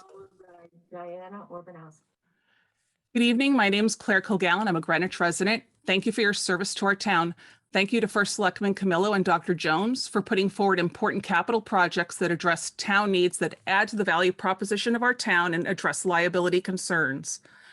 I support the addition of the zoning enforcement officer. I also want to thank the health department that's doing an inordinate amount of work and ask the BET consider adding back the $47,000 it cut last year. Capital improvements enhance the town's quality of life and the value proposition that makes Greenwich what it is. And as you've heard before, our facilities are outdated and lack accessibility, which is astounding. It's past time to move Julian Curtis and OG forward and Central as well. And regarding population, note that the large 830G project on Sherwood is zoned for JC and Central and isn't factored into the projections. So the BOE should properly size and take that into account. JC shouldn't be built for its current population, but rather for its multi-decades useful life. The town's rainy day fund stands at tens of millions of dollars and hasn't been materially impacted by COVID times. In fact, the tax receipts are as strong as ever. It's time to use some of our paid tax money to invest in our town's school infrastructure. The austerity that some propose does not comport with the desire of the majority of the community.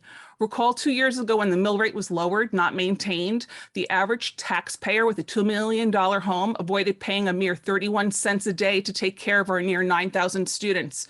And to be clear, our asset limited residents didn't save anywhere near that whopping $113, the same year where there were 2 times the amount of sales of the prior year, $2.3 billion. I appeal to this board and the full BET to move the education budget forward without decrease. And I appreciate that this year's BET guidelines factored in teacher contractual increases. However, it underestimated transportation costs. Turning to operations, there are no do-overs for our youngest citizens. And let me be clear, people who disparage SEL, social emotional learning, as indoctrination are completely off base and without an iota of foundation. Having been very active in elementary school, I can attest to the invaluable role our school psychologists and social workers are providing our children now. I appeal to this elected body as our representatives to approve the requested funding for our youngest students.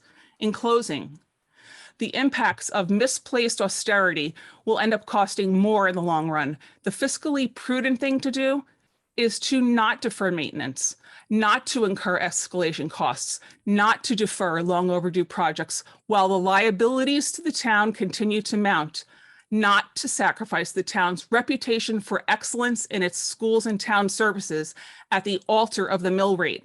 The value of Greenwich is qualitative. Greenwich is far more than the lowest mill rate. Preserve the value proposition of this town and approve these budgets as submitted. Thank you. The next speaker is Diana Orbanowski, to be followed by Daniel Izzo. Hi, my name is Diana Orbanowski. I appreciate your time in listening to all the public comments and of course your work on the BET. I am a parent of a CMS 7th grader and a GHS 9th grader. I support the BOE proposed budget, especially the sorely needed funds for CMS that have now been requested for several years. What happened at North Miamic was tragic, and luckily no one was hurt as the school was not occupied at the time. Can we guarantee that kind of luck at CMS? Hearing that there are monitors on the walls of CMS to gauge movement is really scary. What does that even mean? That the walls are moving. Would the sensors on the walls even give enough time and warning for kids and staff to escape the building? Crack monitors in any school on any walls do not instill confidence. Please don't kick the can this year. Please commit. Please make this year the year that makes a difference. Consider the youth of our town and their safety. Our youth will soon enough be in charge of making these same decisions. When your walls start to crumble, would you want them to vote no for funding or yes? Please commit to approving the BOE budget and supporting safety at CMS and all Greenwich schools. Thank you for your time, and thank you to our GPS teachers and staff for all that they do. And thank you to Arlene for calling in from California. The next speaker is Daniel Izzo, to be followed by Francis Wu Nobe. Thank you very much. I have two thoughts on the subject of public schools and the capital budget that I want to leave you with. And the first is that this entire conversation has gone on long enough. And by that, I don't mean several hours this evening. I mean the 40 some odd years of collective effort on behalf of the town that has gotten us to the position that we're in today. And I implore you to be the BET that does something. Because if you don't like the situation that we're in today, and you don't like the fact that we have to pay outrageous immediate repairs in order to bridge the gap to capital projects, that is a result of 40 years of people who are sitting in the same seat that you're sitting in right now. There's absolutely no reason that the town cannot or should not do this. We have heard multiple references tonight to fiscal conservancy, which is obscene. Given the state of the town's finances and our revenue base, there is absolutely no reason that these capital budgets can't be funded. And if you don't believe me, you can go talk to the new finance committee that's been appointed by newly elected members of the RTM, because the new finance chair is selected on the basis of we can fund these capital projects in a highly efficient way. So if you're concerned about fiscal conservancy, put it to the finance committee and let's see if we can't figure out how to do it, because it's there. The money's there. We've just received a giant gift from the federal government to fill in lots of other capital projects. There's absolutely no reason that this can't be done. On that particular point of why it should be done, You know the budget better than anyone else. The single biggest line in the town's operating budget, which is effectively a measure of the purpose of our municipality, is the public schools. The whole reason for all the town government, the single biggest function that the town provides its population is the public schools. Now that's to the operating costs. And that's not even what I'm talking about. I'm talking about capital investment. The operating cost is what it costs to run the schools. The buildings themselves are assets to the town. So what we're really talking about is investing in the value of where we live. These are long-term retained assets that countless people have already spoken to. Oh, how it helps property value, and it helps the students, and it helps the town in general reputation-wise. Never mind the liabilities that we've already addressed as far as the impending lawsuits, which I'm sure will come in regards to ADA, or heaven forbid, one of these buildings actually collapses on a room full of kids. You can end up in the same position where we are, remediating dirt on the fields outside of Greenwich High. The time expired on the prior speaker. The next speaker, you are welcome to submit your comments via email using the comment form. The next speaker is Frances Wu Nobe, to be followed by Elizabeth Dempsey. Hello, this is Frances Wu Nobe, COSCOB mom of 2 students at Central Middle School and 1 future cougar. I'm speaking tonight to request full funding of our Greenwich Public School budget, specifically our buildings. I'm reminded of the true story of Jacqueline Kennedy's cousins, Edith Ewing Bouvier Beale and daughter Little Edie, who lived in a crumbling estate across the way in East Hampton. Due to a lack of funds, the home fell into disrepair and was overtaken by nature. With no other options, the 2 women continued to inhabitate the house without heat or running water until the county threatened eviction. For Greenwich Public Schools, are we to wait until the state steps in while students and staff endure year after year? For the Beale women, home repairs were gifted by Jacqueline Kennedy and became the subject of 2 documentaries and a Broadway musical called Grey Gardens. For our schools, do we need a true life documentary to bring to the fore the crumbling infrastructure on the Gold Coast? Nay, fiscal responsibility is ours to fund. Further, BET, it is yours to fund today. Let not Greenwich schools follow Grey Garden's final song, yesterday's dreams, a faded bouquet, roses that died on the vine.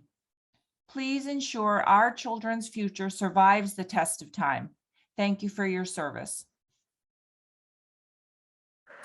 The next speaker is Elizabeth Dempsey, to be followed by a member from the Mendelson family. Hi, good evening. My name's Elizabeth Dempsey, and I'm a 20-year resident of Greenwich. I'm here to speak on the GHS Secondary Access Road, which is part of the Cardinal Stadium Phase 2. When the final details are set for this project and the Board of Ed comes for interim funding, I urge the BET to fund this important priority. One of the benefits of the BOE Facilities Master Plan is that it highlights the necessary and imperative safety issues in the district. GHS is in the top 4 high schools for its size, yet it is the only high school in that group in Connecticut that doesn't have 2 forms of egress. As former Speaker Ashley Cole said, backup during the Greenwich Creek rebuild at Hillside and Putnam, scheduled for this fall, will last for a minimum of 2 years. During that time, most of Greenwich will be affected, and our primary emergency services corridor will be drastically restricted with no quick alternative route. Lives will be impacted.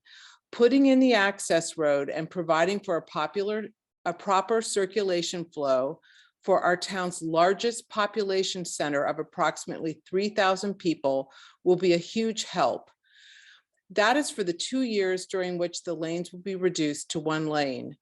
But the need for an interim funding, when it is asked for later, is really for long-term safety and liability. It is widely known among parents and security staff at GHS that if there is an emergency, police, ambulance, and fire services can't get to the building because it becomes frozen by parents and student cars. This is a huge and costly liability, and one that would easily fund the rectification with an access road compared to lawsuits that would occur if emergency services can't reach the building.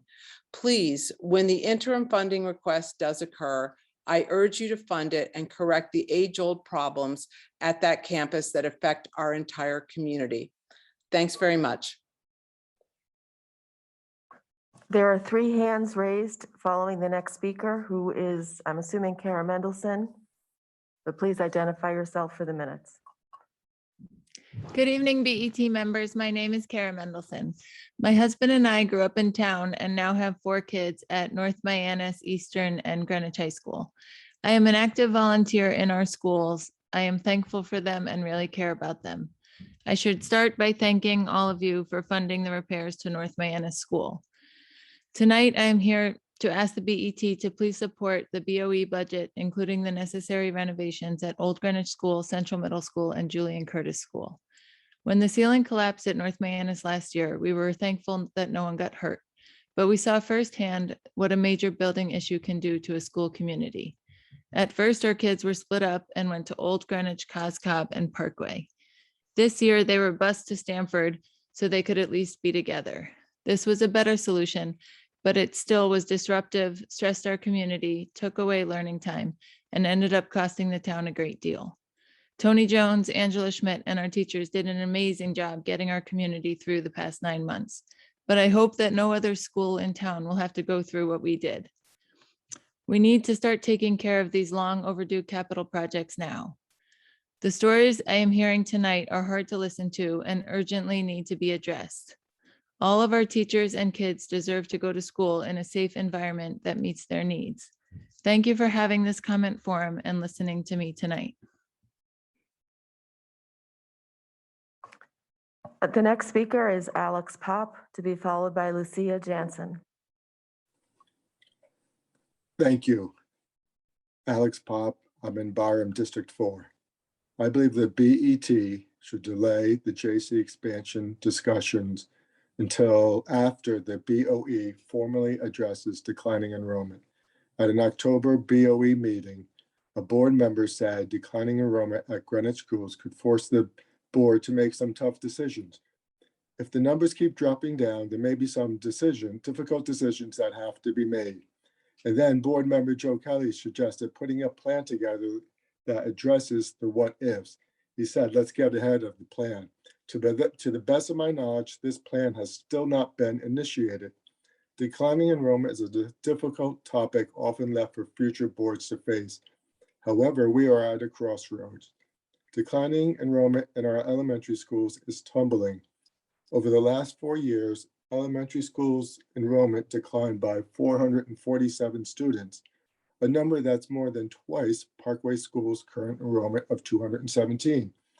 Yet the Board of BOE continues to propose questionable school expansion projects. Over the past 4 years, Julian Curtis School lost a third of its enrollment, 97 students, and the district's own research forecasts total enrollment to drop below 200 by 2027. Central Greenwich demographics have changed. Fewer families reside in the JC catchment area. In fact, today, only 193 students, the lowest in the district, live in that attendance zone. Remarkably, the school ed specs expand capacity to 320. I asked, where are the children going to come from to fill JC's empty seats? Looking forward, declining enrollment will significantly impact the operation of our schools for decades. Without a comprehensive plan, the reliance on data is diminished. Emotions play a critical role in capital spending, and unjustified expansion projects such as JC advance. Unfortunately, the district cannot rely on enrollment growth from the housing projects proposed around town. Just look at our neighboring town. Stanford Public Schools hired a master plan by the name of Mike Zuba. And he said that while overall population of Stanford is rising, the school population isn't growing. Quote, we found that all those new housing developments aren't generating a ton of students. So even though we're seeing growth in population, we're not seeing growth in student population for Stamford Public Schools. As a result, Stamford is expected to pursue a fewer but newer approach to its facilities, and we may have to adopt that. I am a strong advocate of neighborhood schools. Expanding JC's enrollment in JC while enrollment declines limits the hard choices that might have to be made. Thank you. The next speaker is Lucia Jansen, to be followed by the final speaker who has their hand raised, Mary Salibi.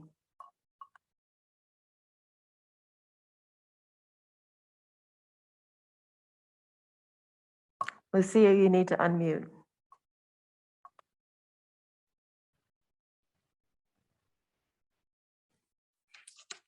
Good evening. My name is Lucia Jansen, the chairman of the RTM Budget Overview Committee. My comments relate to the BOC's fiscal year 23 budget goals letter sent to all town leaders in December 2021. We noted the town's budget and taxpayers are facing many negative macro and local issues from the continued COVID-19 pandemic, along with high inflation not seen in 40 years, including gas prices, food prices, energy prices, consumers and businesses impacted by supply chain issues, and high labor and construction costs. The BOC, after careful consideration, supports the BET fiscal year 23 budget guidelines at $410 million for a 3.27% increase. Unfortunately, tonight we have seen that the first Selectman budget has not met the BET's operating budget guidelines and exceeds it by over $2 million for a 3.67% increase. It was also presented that headcount was also exceeded. We encourage a review of the allocation of resources, including outsourcing, technology implementation, and new business processes in order to meet the BET's and BOC's fiscal year 23 spending guidelines. The BOC supports the BET's budget guidelines of 70 million limit. We note the first Selectman also exceeded this by 17 million tonight and asked that priorities and ability to complete be carefully evaluated, particularly since we know of the supply chain issues. We also hope the BET carefully reevaluates the capital cost projections given the known inflation and labor and construction cost issues. Finally, it has been over 4 years since the Western Middle School field remediation project. We hope that this project does get implemented. We also hope the matrix report is implemented, starting with the adoption of the organizational statement that establishes community standards.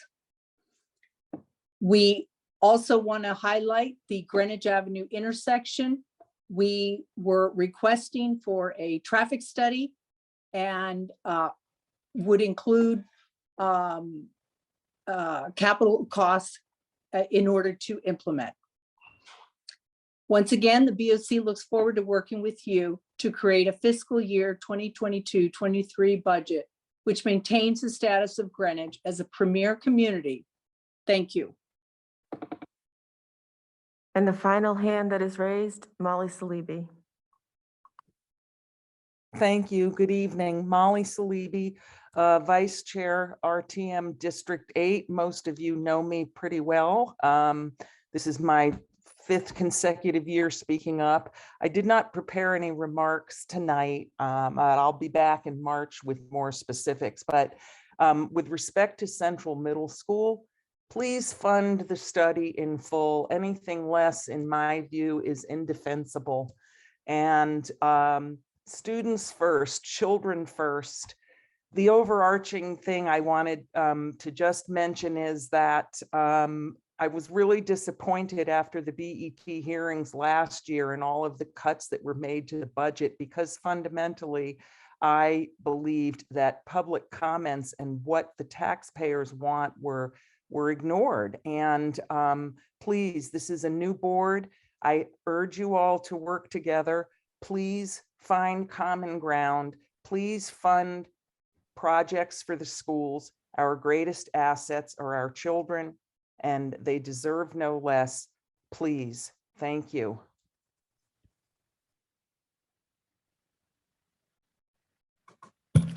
So we thank all of the speakers tonight with their very many well thought out comments and, you know, a variety of comments on many issues. We look forward to the department budget meetings and a fiscal year 2023 budget that must continue to offer services that make Greenwich the best place to live, raise a family, start a business, or retire. And again, we thank you for attending, and we bring this meeting to closure at 9:18. Do we have a motion for that? So moved. Second? Second. And all in favor? Aye. So 9:18. Thank you very much.